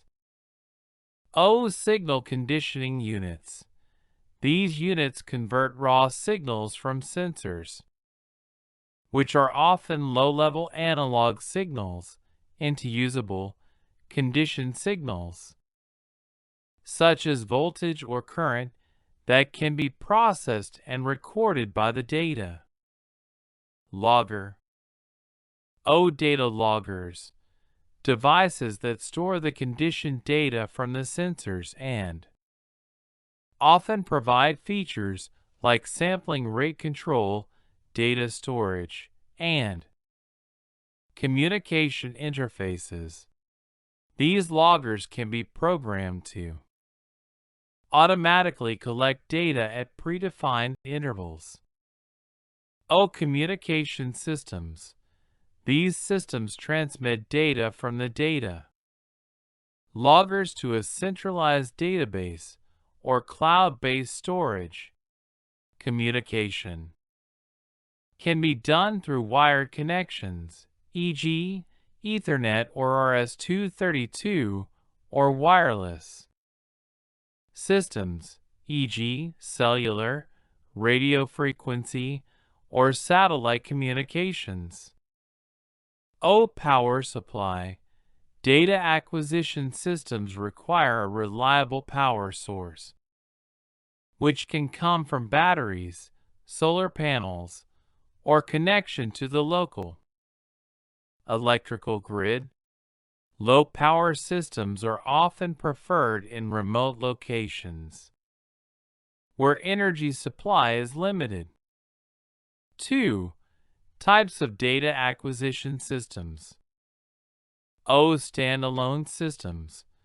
These systems are typically self-contained, with sensors, data loggers, and communication systems integrated into a single unit. They are ideal for small-scale or temporary installations where portability and ease of setup are important. O. Distributed systems. These systems involve the use of multiple sensor nodes distributed across a large area, each transmitting data to a central data logger or server. Distributed systems are typically used for large-scale projects like monitoring slopes, dams, or tunnel systems. O. Wireless monitoring systems. These systems use wireless communication technology to transmit data from the sensors to the central server. Wireless systems reduce the need for cables and offer flexibility for monitoring large or remote sites. O. Integrated systems. In larger geotechnical monitoring networks, integrated systems combine data acquisition with other monitoring tools like video cameras, environmental sensors, e.g., temperature and humidity, and SCADA, supervisory control and data acquisition systems for comprehensive site surveillance. 3. Data logging and storage. O. Local data storage. Data collected by sensors and data loggers can be stored locally on memory cards or external storage devices. This is suitable for remote locations where real-time data transmission is not feasible. O. Cloud-based data storage. Modern data acquisition systems can be connected to cloud platforms, allowing for real-time data transmission and storage. Cloud storage enables easy access to data from multiple locations, and advanced analysis tools can be applied to large datasets. O. Data security. Ensuring data integrity and security is critical in geotechnical monitoring. Data encryption, secure storage, and backup systems are essential to prevent data loss or tampering, particularly in sensitive projects like infrastructure or disaster-prone areas. 9.2.2 Monitoring techniques in geotechnical engineering. Various monitoring techniques are used in geotechnical engineering to track the behavior of soils, structures, and foundations. These techniques help engineers assess the performance of geotechnical systems and make necessary adjustments or interventions. 1. Displacement monitoring techniques. O. Inclinometers, used to measure lateral displacement or tilt of structures, slopes, and foundations. Inclinometers are typically installed in boreholes and provide valuable information on ground movement and structural stability. Extensometers. These instruments measure relative displacement between 2 points in soil or rock and are often used in deep foundations, tunnels, or slope stability monitoring. Settlement plates. Installed in the ground or structure, settlement plates measure vertical displacement or settlement over time.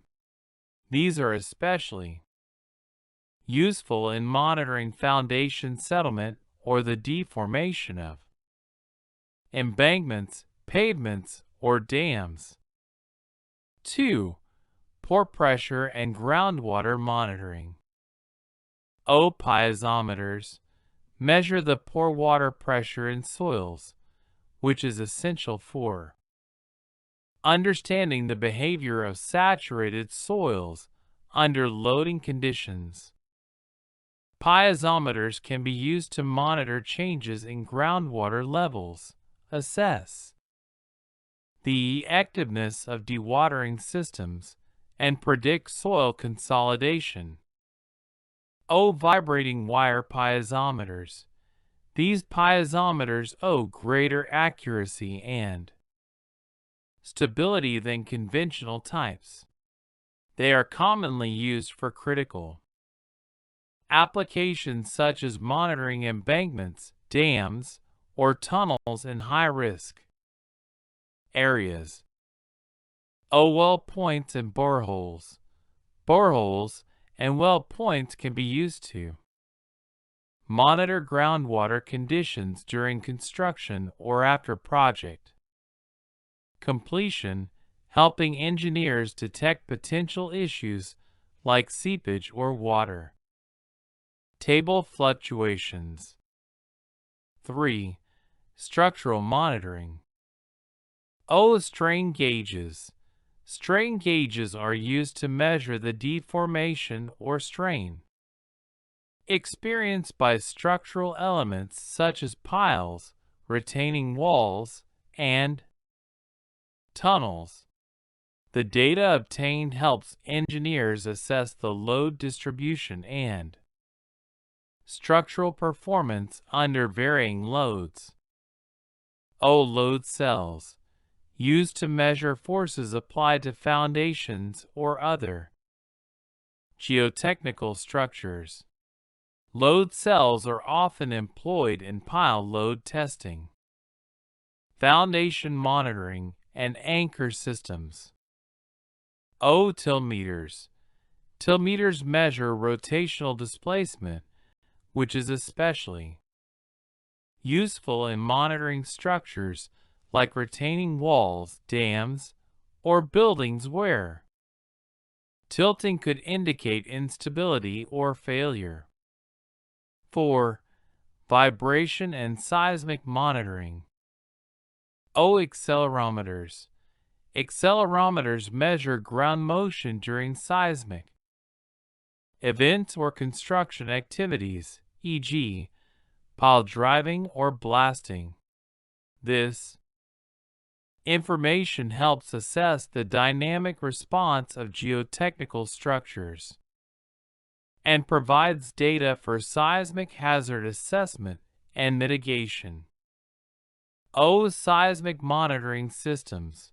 Geotechnical sites prone to earthquakes can be equipped with seismic monitoring systems to record ground shaking, which provides valuable data for structural design, post-event analysis, and ongoing monitoring of seismic performance. 5. Thermal monitoring. Temperature sensors. Temperature sensors are used to monitor temperature changes in soil, groundwater, and structural elements. In permafrost areas, temperature monitoring is critical for preventing thawing and maintaining soil stability. In tunnels and deep foundations, temperature changes can indicate chemical reactions or thermal EX that may ECT soil behavior and structural integrity. 9.2.3 Real-time data monitoring and analysis. Real-time monitoring systems are increasingly being employed in geotechnical engineering to provide immediate feedback on the performance of geotechnical systems and structures. The main components of real-time monitoring include 1. Remote data transmission. Data is transmitted from the field instruments to the central server or cloud-based database in real time or at regular intervals. Wireless communication. Systems, including cellular, Wi-Fi, satellite, or radio frequency, are commonly used for remote data transmission. 2. Real-time data processing and analysis. Once the data is received, it is processed and analyzed using specialized software that can detect anomalies, perform statistical analysis, and generate reports. This allows engineers to identify potential issues before they become critical. Data analysis tools can also model the geotechnical behavior of soils and structures, predict future performance, and optimize the design of foundations or slope stabilization measures. 3. Alerts and notifications. Real-time monitoring systems can be programmed to send alerts or notifications if certain parameters exceed predefined thresholds, such as excessive settlement, pore pressure changes, or structural deformation. These alerts help engineers take immediate corrective actions to prevent failure or damage. Monitoring systems can send alerts via email, SMS, or dedicated apps, providing stakeholders with immediate updates on the status of the project. 4. Integration with Decision Support Systems (DSS). Advanced monitoring systems can be integrated with decision support systems (DSS) to provide engineers with actionable insights based on real-time data. These systems combine multiple sources of data, e.g. weather, soil conditions, structural behavior, to assist in making informed decisions regarding construction activities, maintenance schedules, and emergency interventions. 9.2.4 Data interpretation and reporting. The collected data must be properly interpreted to provide meaningful insights into the behavior of geotechnical systems. Data interpretation involves the following steps. 1. Data visualization. Data is often presented in graphical formats such as time series plots, histograms, contour maps, or 3D models to allow engineers to visualize trends, correlations, and potential problems. Visualization tools are essential for interpreting complex datasets and facilitating decision-making. 2. Trend analysis.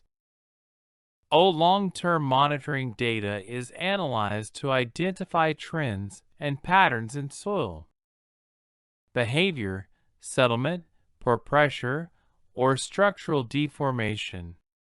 By understanding these trends, engineers can predict future behavior and make proactive adjustments to design or construction. 3. Data validation and quality control. Ensuring the accuracy of data is crucial. Validation techniques such as reliability of the measurements, calibration and maintenance of instruments are necessary to maintain data quality. 4. Reporting. Regular reports summarizing the data, trends, and analysis are produced for stakeholders. These reports often include graphical representations of data, recommendations for further actions, and an assessment of the overall performance of geotechnical systems. 9.2.5 Conclusion. Data acquisition systems and monitoring techniques are essential tools in modern geotechnical engineering. They enable real-time data collection, analysis, and interpretation, helping engineers make informed decisions that ensure the safety, stability, and performance of geotechnical structures. With advancements in instrumentation data, transmission, and analysis tools, these systems have become more efficient and accessible, making geotechnical monitoring a critical component in the success of construction projects and infrastructure management. Chapter 9. Geotechnical Data Analysis and Monitoring. 9.3 Geotechnical Data Analysis Tools and Software. The effective analysis of geotechnical data is crucial for making informed decisions regarding the safety and performance of geotechnical structures. With the increasing complexity and volume of data collected through modern instrumentation and monitoring systems, a wide range of software tools and platforms have been developed to support the analysis, interpretation, and visualization of geotechnical data. These tools enable engineers to assess soil behavior, evaluate structural stability, and predict the future performance of geotechnical systems. This section explores some of the key geotechnical data analysis tools and software used in the industry, highlighting their capabilities and applications. 9.3.1 Types of Geotechnical Data Analysis Software.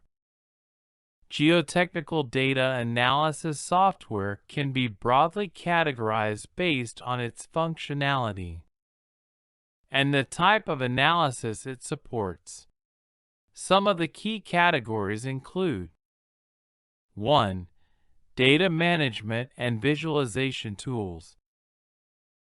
These tools focus on the collection, organization, and presentation of geotechnical data in a user-friendly format. They provide capabilities for data visualization, trending, and reporting. Examples: GeoStudio, GeoSlope International, a suite of geotechnical analysis software that includes tools for modeling soil behavior, slope stability, and groundwater flow. It allows for the visualization of data collected from instruments and OER's powerful graphical outputs for interpretation.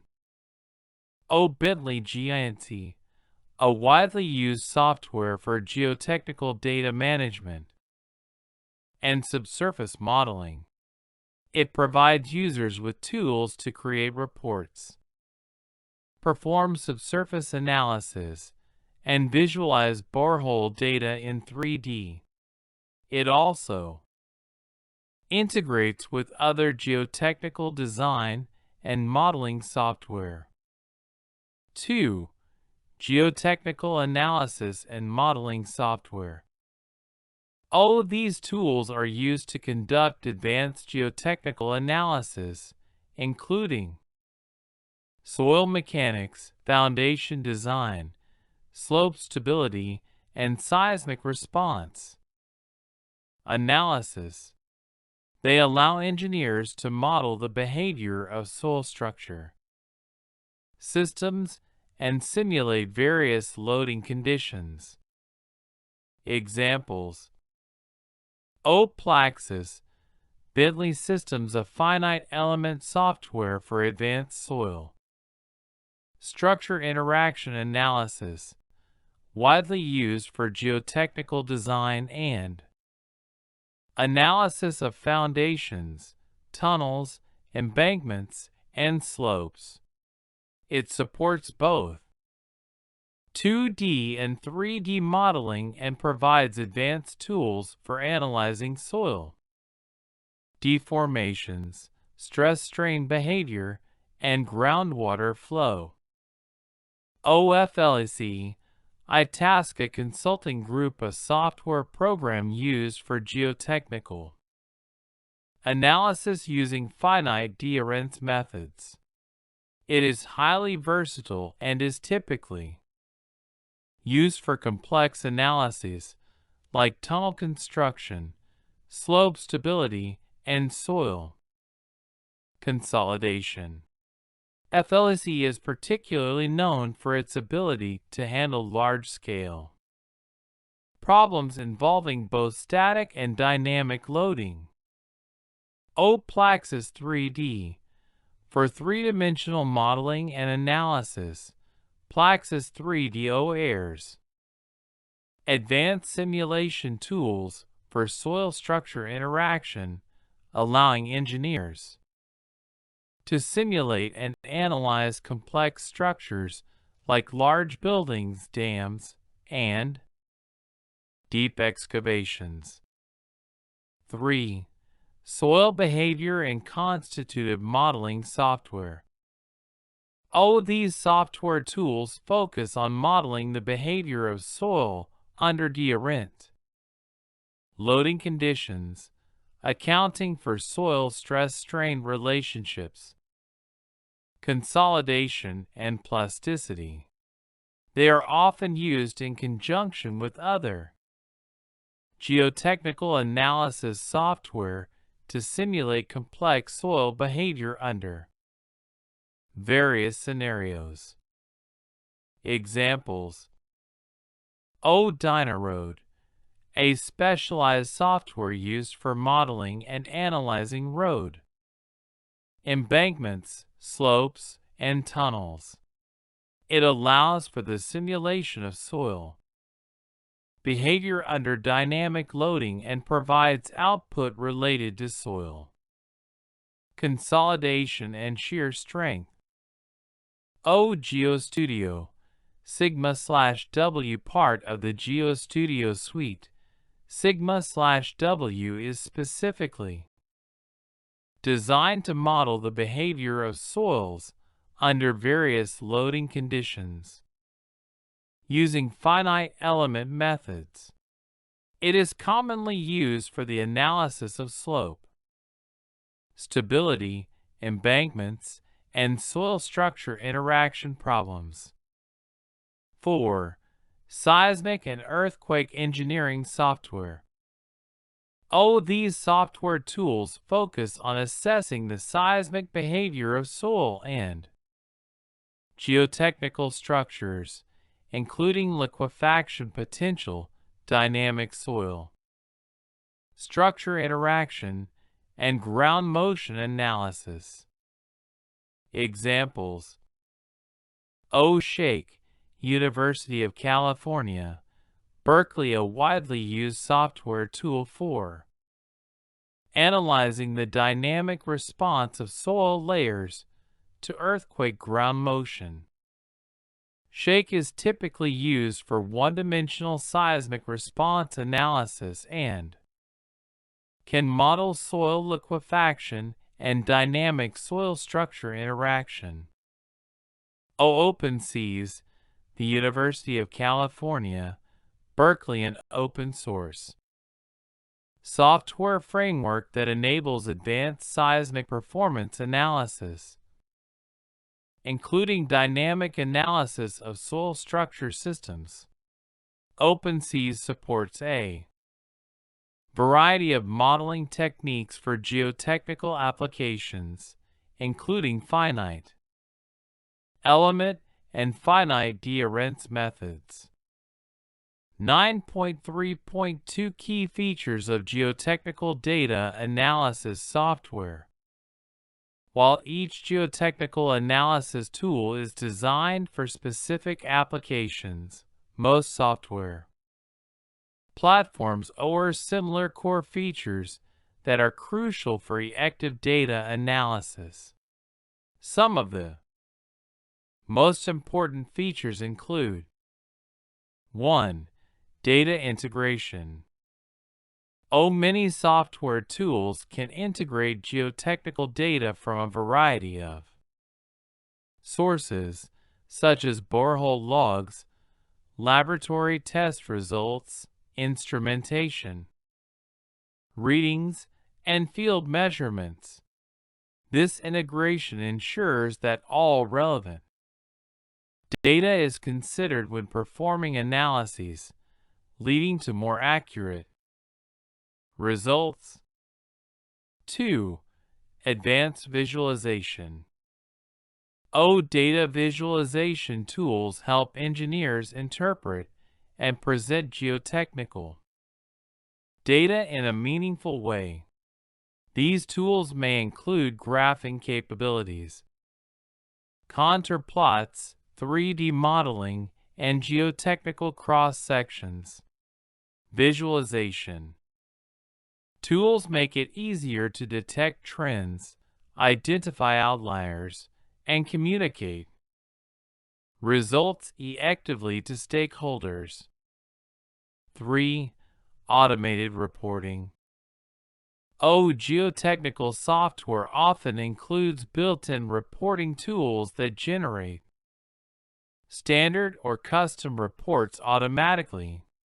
These reports may include data summaries, analysis results, charts, and graphs, and can be formatted for presentation or regulatory compliance purposes. 4. Modeling and simulation. Most geotechnical analysis software allows for the creation of numerical models to simulate the behavior of soils, structures, and foundations under different loading conditions. The software may support different types of modeling techniques, such as finite element analysis, FEA, finite adherence analysis, and boundary element methods, BM. Simulation tools enable engineers to analyze complex scenarios, such as soil consolidation, slope stability, foundation settlement, seismic response, and liquefaction potential. 5. Soil structure interaction.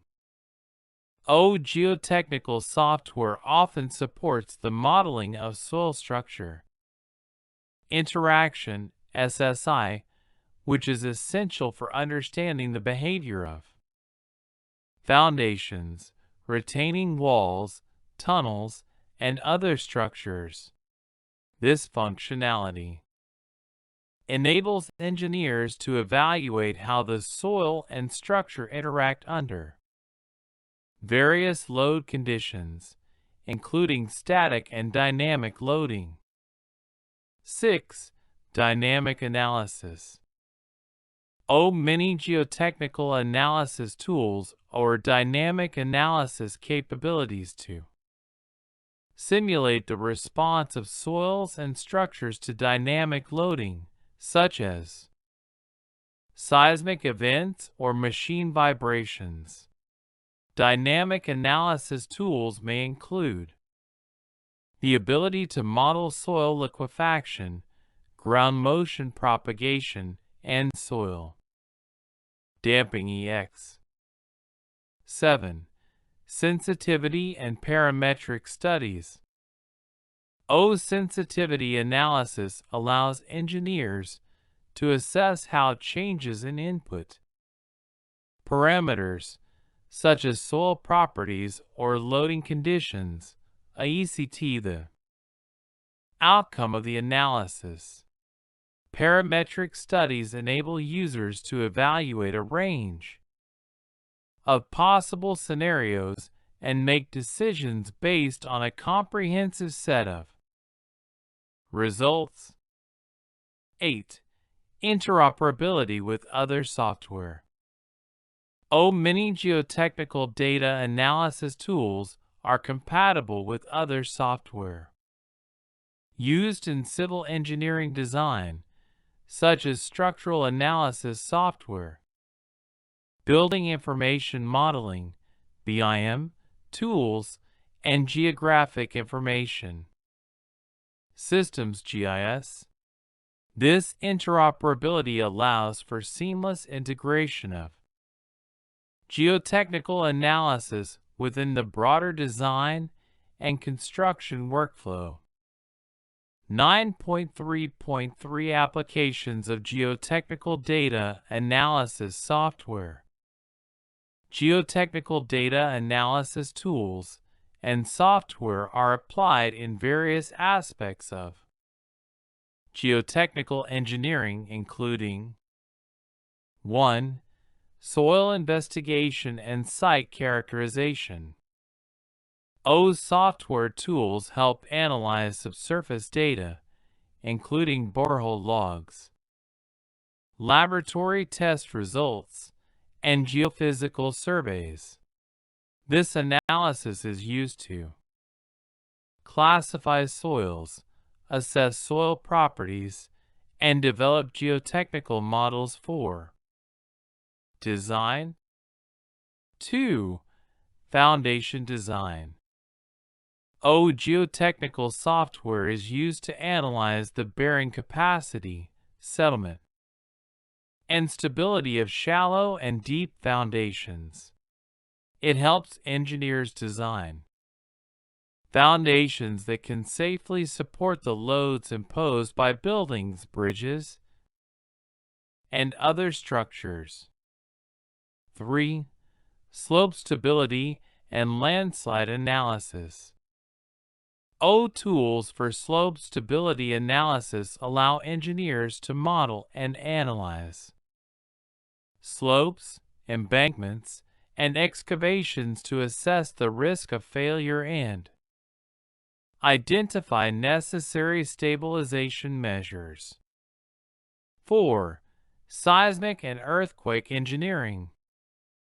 Seismic analysis software is used to assess the dynamic response of soils and structures during earthquakes.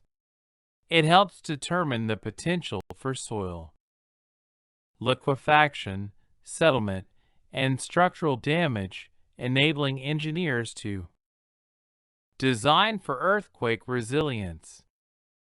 5. Tunnel and underground construction. Software tools support the design and analysis of tunnels, shafts, and underground structures. These tools model soil structure interaction, assess ground stability, and predict ground movements during construction. 9.3.4 Conclusion.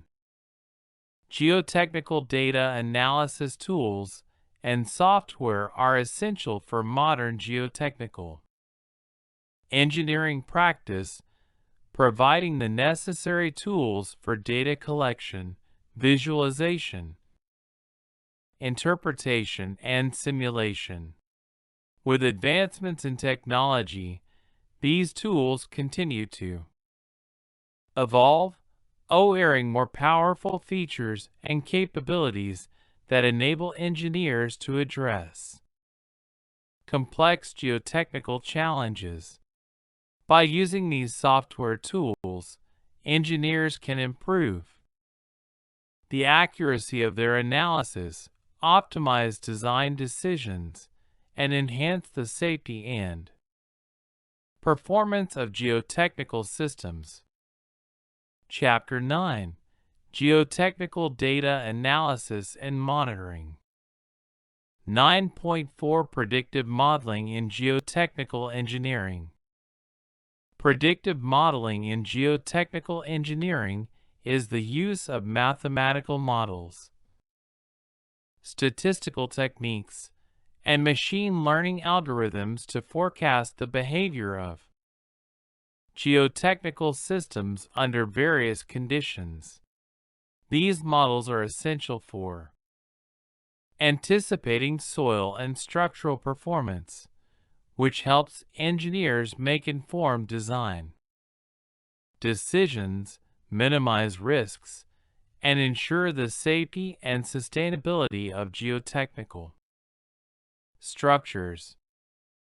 Predictive models rely on data collected from site investigations, laboratory testing, field instrumentation, and numerical simulations. By analyzing patterns in historical data and applying relevant physical and engineering principles, these models provide a powerful tool for assessing complex geotechnical conditions, optimizing designs, and anticipating future performance. This section explores various types of predictive modeling techniques, their applications, and the role of advanced analytics in geotechnical engineering. 9.4.1 Types of predictive models in geotechnical engineering. 1. Statistical and regression models. Statistical models are commonly used to predict soil behavior and performance based on observed patterns from experimental and field data. Regression analysis is a key statistical method used to identify relationships between variables, e.g., soil properties and loading conditions. These models are often used for predicting properties like soil shear strength, settlement, and bearing capacity based on empirical correlations.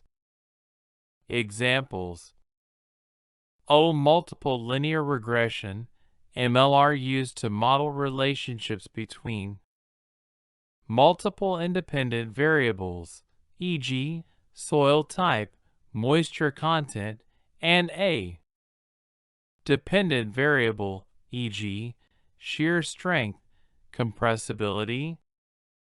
Logistic regression, applied for predicting categorical outcomes, such as whether a soil sample will liquefy under seismic loading. 2. Finite element modeling, FEM. Finite element models are widely used to simulate the behavior of soils and geotechnical structures under various loading conditions. FEM discretizes complex problems into smaller, simpler parts, finite elements, which can be solved using numerical methods.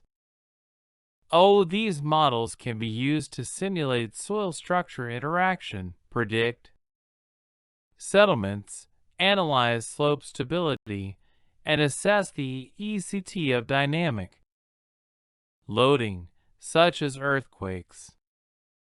Example: Plaxis 3D is a popular software that uses FEM to simulate complex geotechnical scenarios, including foundation design, slope stability, and earthquake-induced soil structure interaction. 3. Machine learning and artificial intelligence (AI) models. Recent advances in machine learning and artificial intelligence (AI) have opened up new possibilities for predictive modeling in geotechnical engineering. These techniques can automatically detect patterns in large datasets and generate predictive models that may not be apparent through traditional methods. Machine learning models are particularly useful in situations with limited or highly complex data, and they can improve over time as more data becomes available. Examples: neural networks. In artificial neural networks can model complex nonlinear relationships between input variables, e.g., soil type, moisture content, temperature, and output variables, e.g., shear strength, deformation. Support vector machines. SVM is used for classification tasks in geotechnical applications, such as predicting soil liquefaction potential or classifying soils based on their properties. Random forests. A machine learning algorithm that uses multiple decision trees to predict soil behavior, including the potential for landslides or foundation settlement. 4. Empirical and hybrid models. Empirical models rely on observed data and statistical relationships to make predictions. These models are commonly used in geotechnical engineering for estimating soil parameters like bearing capacity, settlement, and soil strength based on local or historical data. Hybrid models combine empirical data with numerical simulations or machine learning techniques, enabling a more robust prediction by leveraging both empirical observations and computational models. Examples: SPT-based empirical models. The standard penetration test, SPT, is often used to predict soil properties such as shear strength and steepness. Hybrid models that combine SPT results with numerical simulations can own more accurate predictions of soil behavior. Hybrid neural networks. These models integrate neural network predictions with finite element models, allowing for better handling of complex geotechnical data. 5. Time series forecasting models.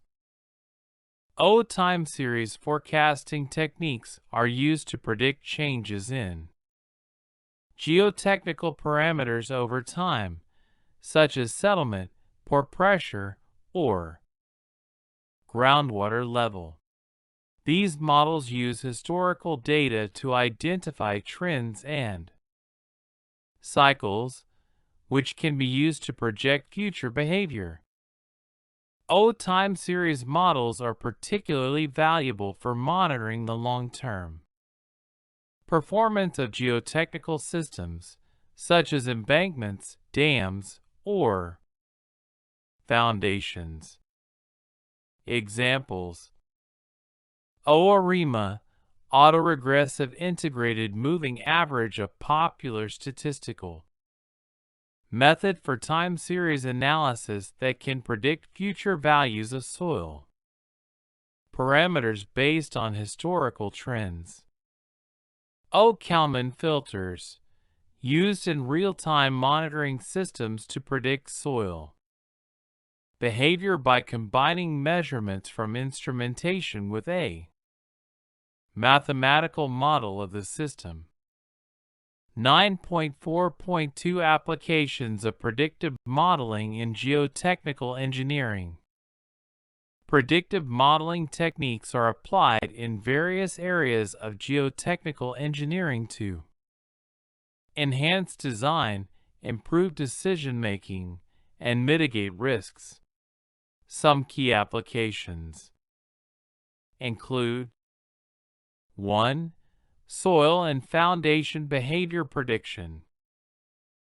Predictive models are essential for estimating the behavior of foundations under different loading conditions. For example, settlement predictions for shallow foundations, pile behavior under dynamic loads, and bearing capacity analysis are commonly performed using predictive models.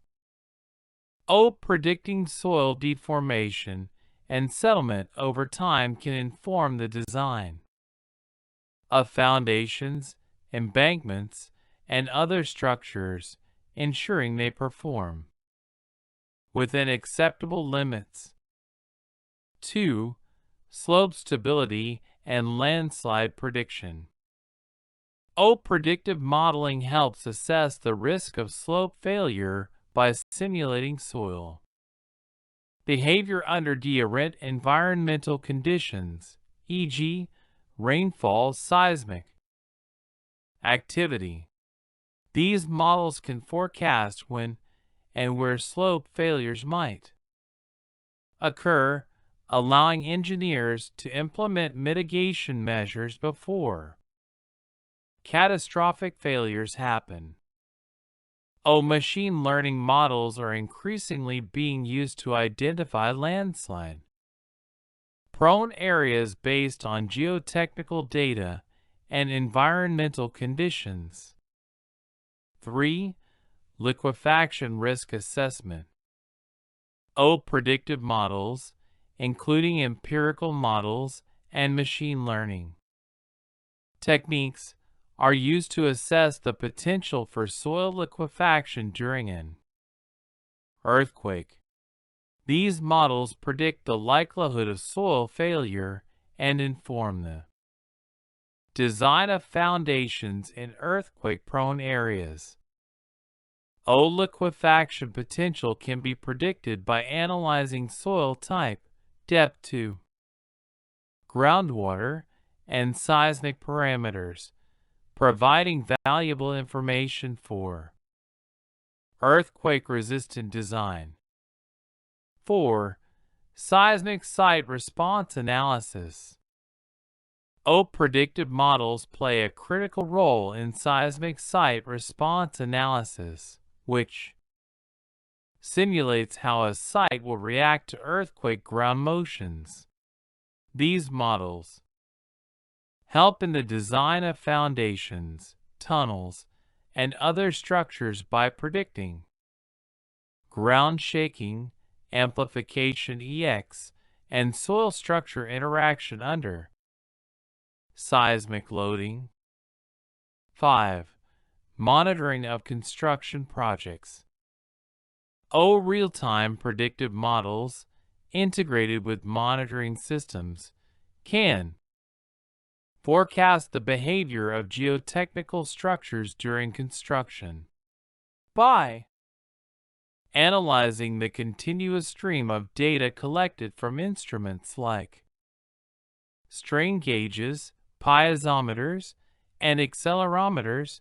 Predictive models can help engineers identify potential issues, e.g., excessive settlement, lateral movement, before they lead to failure. These models can also predict the long-term performance of geotechnical structures, aiding in maintenance and risk management. 9.4.3 Challenges and limitations of predictive modeling. Despite the powerful capabilities of predictive modeling, several challenges and limitations must be considered. 1. Data quality and availability. The accuracy of predictive models depends heavily on the quality and completeness of the data used to develop them. Inaccurate, incomplete, or biased data can lead to erroneous predictions. In many cases, geotechnical data is sparse, and extensive field testing is required to gather sufficient information for reliable predictions. 2. Complexity of geotechnical systems. Geotechnical systems are inherently complex and nonlinear, with many factors influencing soil behavior, such as temperature, moisture, and loading conditions. Modeling these systems accurately requires sophisticated techniques, and even the most advanced models may not fully capture the complexity of the real world. 3. Uncertainty and risk management. All models are subject to uncertainty, especially in geotechnical engineering, where factors such as soil heterogeneity and environmental variability can significantly influence outcomes. Engineers must account for uncertainty and use probabilistic modeling or sensitivity analysis to quantify risks and optimize designs. 4. Integration with design and construction. Predictive models must be integrated effectively into the design and construction process to be useful. This requires collaboration between geotechnical engineers, structural engineers, and other stakeholders to ensure that the predictions are actionable and influence decision-making in real time. 9.4.4 Conclusion. Predictive modeling plays an increasingly vital role in geotechnical engineering, enabling engineers to forecast the behavior of soils and structures under various conditions and optimize design decisions. Advances in machine learning, numerical simulations, and statistical techniques continue to enhance the accuracy and capabilities of these models. However, it is crucial to consider the limitations of these models and ensure that they are supported by high-quality data and used within the context of a comprehensive risk management strategy. As predictive modeling technologies evolve, they will continue to drive improvements in geotechnical engineering design, safety, and sustainability. Chapter 9. Geotechnical Data Analysis and Monitoring. 9.5 Case Studies on Geotechnical Monitoring. Geotechnical monitoring is a critical component of modern engineering projects, enabling engineers to track and analyze the behavior of soils, foundations, slopes, and other geotechnical structures during construction and throughout their operational life. Case studies on geotechnical monitoring provide valuable insights into the practical application of various monitoring techniques, tools, and data analysis methods. They also highlight the challenges, lessons learned, and successes that can be applied to future projects. In this section, we explore several notable case studies that illustrate the significance of geotechnical monitoring in different types of geotechnical projects, including foundation, design, slope stability, tunneling, and earthquake response. 9.5.1 Case Study 1. Monitoring of settlement and deformation in a large building. Foundation project. High-rise building foundation, urban area. Objective: to monitor settlement and deformation of the foundation under the applied loads during construction. Monitoring techniques. Inclinometers, installed to measure lateral movement and tilting of the foundation. Settlement plates, placed on the ground surface to monitor vertical displacement and settlement at key points. Extensometers, used to measure changes in the length of soil layers beneath the foundation. Results and analysis during the construction of a high-rise building settlement. Monitoring was essential to ensure the foundation could safely support the massive load of the structure. Settlement plates were monitored regularly, revealing a gradual settlement pattern in response to the load. The extensometers confirmed that the soil below the foundation was undergoing compression, leading to slight vertical displacement. Challenges. The project faced unexpected delays due to inconsistent settlement patterns. Data from the monitoring systems indicated that certain soil layers were more compressible than originally anticipated. Outcome and lessons learned. Real-time monitoring allowed engineers to adjust the construction schedule and reinforcement design to mitigate the settlement. Adjustments were made to the foundation slab, and additional measures such as soil compaction and under-drainage systems were implemented to ensure long-term stability. 9.5.2 Case Study 2. Slope Stability Monitoring for a Landslide-Prone Area. Project: slope stabilization in a mountainous region. Objective: to monitor slope stability and assess the effectiveness of stabilization measures after a major landslide. Monitoring techniques. Total station monitoring, used for precise measurement of surface displacement across the slope. Piezometers, installed to monitor pore water pressure within the soil to detect changes in the groundwater regime. Geotechnical boreholes, used to collect subsurface data for analyzing the shear strength of the soil layers. Results and analysis. A major landslide occurred in a mountainous region, resulting in substantial property damage.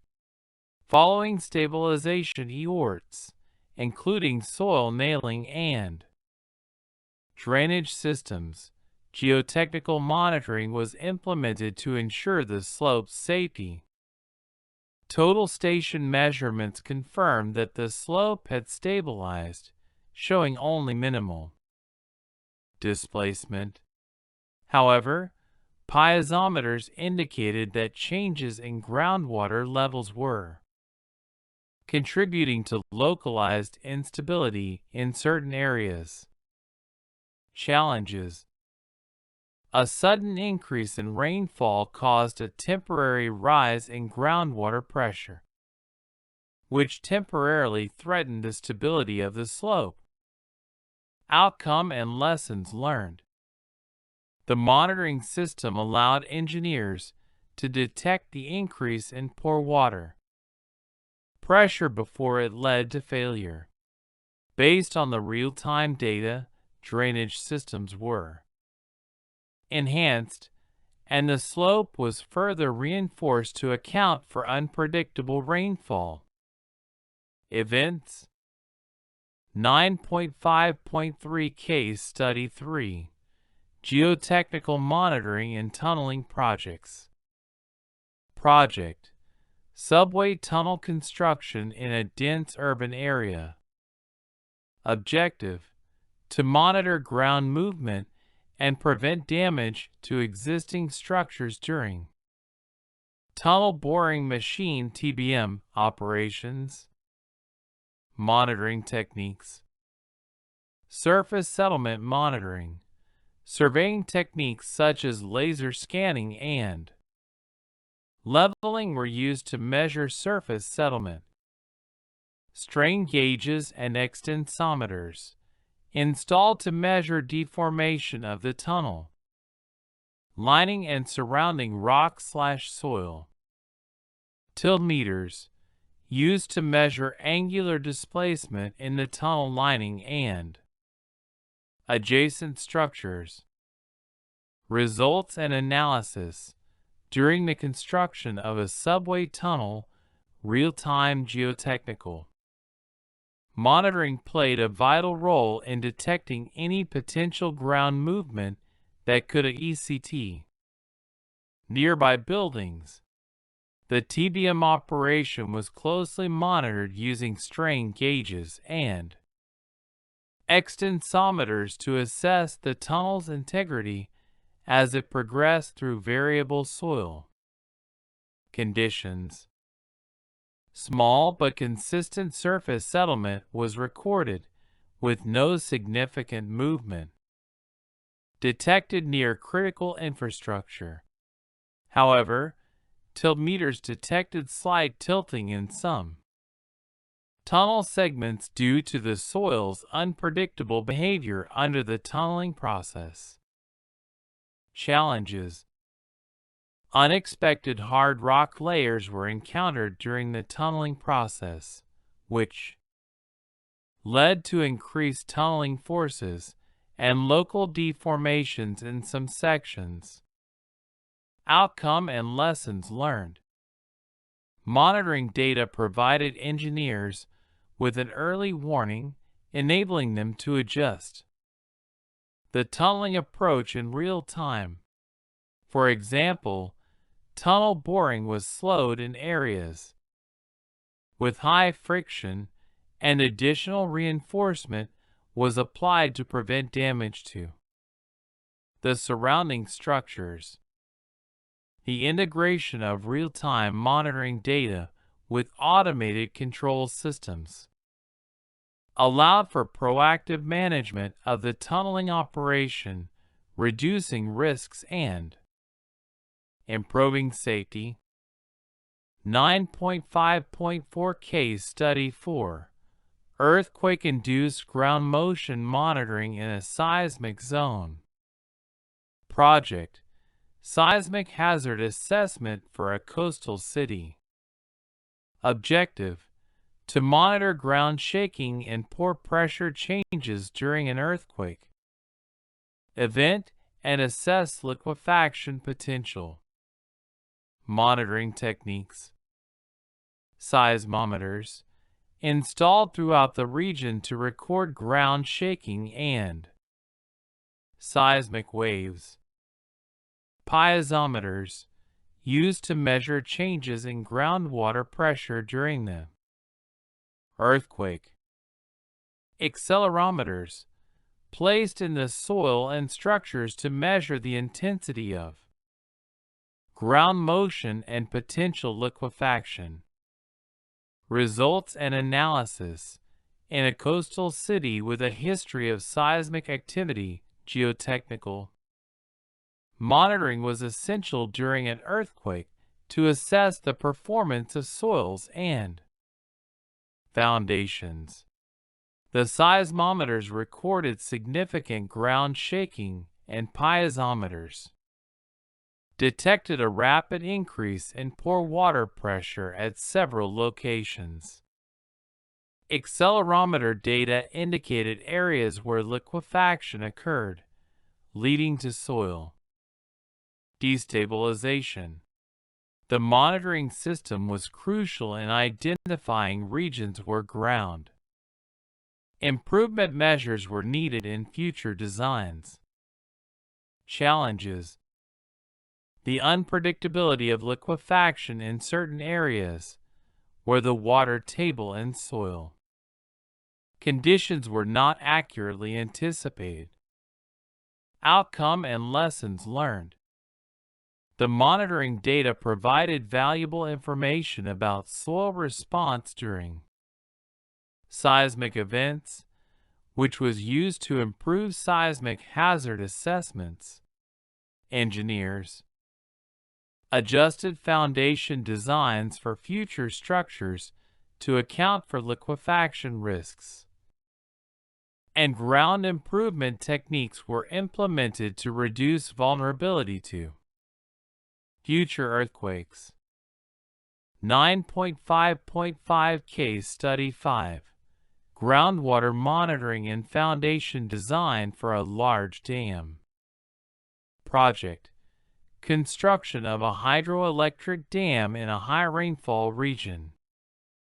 Objective: to monitor groundwater levels and seepage to ensure the safety and stability of the dam foundation. Monitoring techniques: piezometers installed along the dam's foundation and surrounding areas to measure groundwater pressure and identify seepage paths. Standpipe wells used for periodic groundwater sampling and long-term monitoring of water quality. Geophysical surveys conducted to detect hidden seepage and assess the permeability of surrounding rock layers. Results and analysis: groundwater monitoring was essential in the construction of a large hydroelectric dam in a region with high rainfall. Monitoring piezometers revealed fluctuations in groundwater levels that corresponded with seasonal rainfall variations. Geophysical surveys helped identify potential seepage paths through the foundation, and remedial measures were applied to ensure the dam's integrity under high water conditions. Challenges: unpredictable seasonal variations in groundwater levels, which affected seepage predictions and the design of drainage systems. Outcome and lessons learned: the integration of piezometer data with real-time weather forecasts allowed for the development of proactive strategies to mitigate seepage and foundation issues. Continuous monitoring ensured that groundwater pressures remained within safe limits, contributing to the successful operation of the dam. Conclusion: these case studies illustrate the critical role of geotechnical monitoring in ensuring the safety, stability, and performance of geotechnical structures. Through innovative monitoring techniques such as piezometers, accelerometers, total stations, and advanced geophysical methods, engineers are better equipped to manage complex projects and respond to unforeseen conditions in real time. The lessons learned from these case studies highlight the importance of continuous data collection, timely intervention, and adaptive design strategies in the success of geotechnical engineering projects. Thank you for your attention in watching this video lecture on the Triune Biblical University Global Extension USA channel. Kindly like, share, subscribe, and comment to help us bring more educational content your way. The link to the next part of this video will be posted in the description section.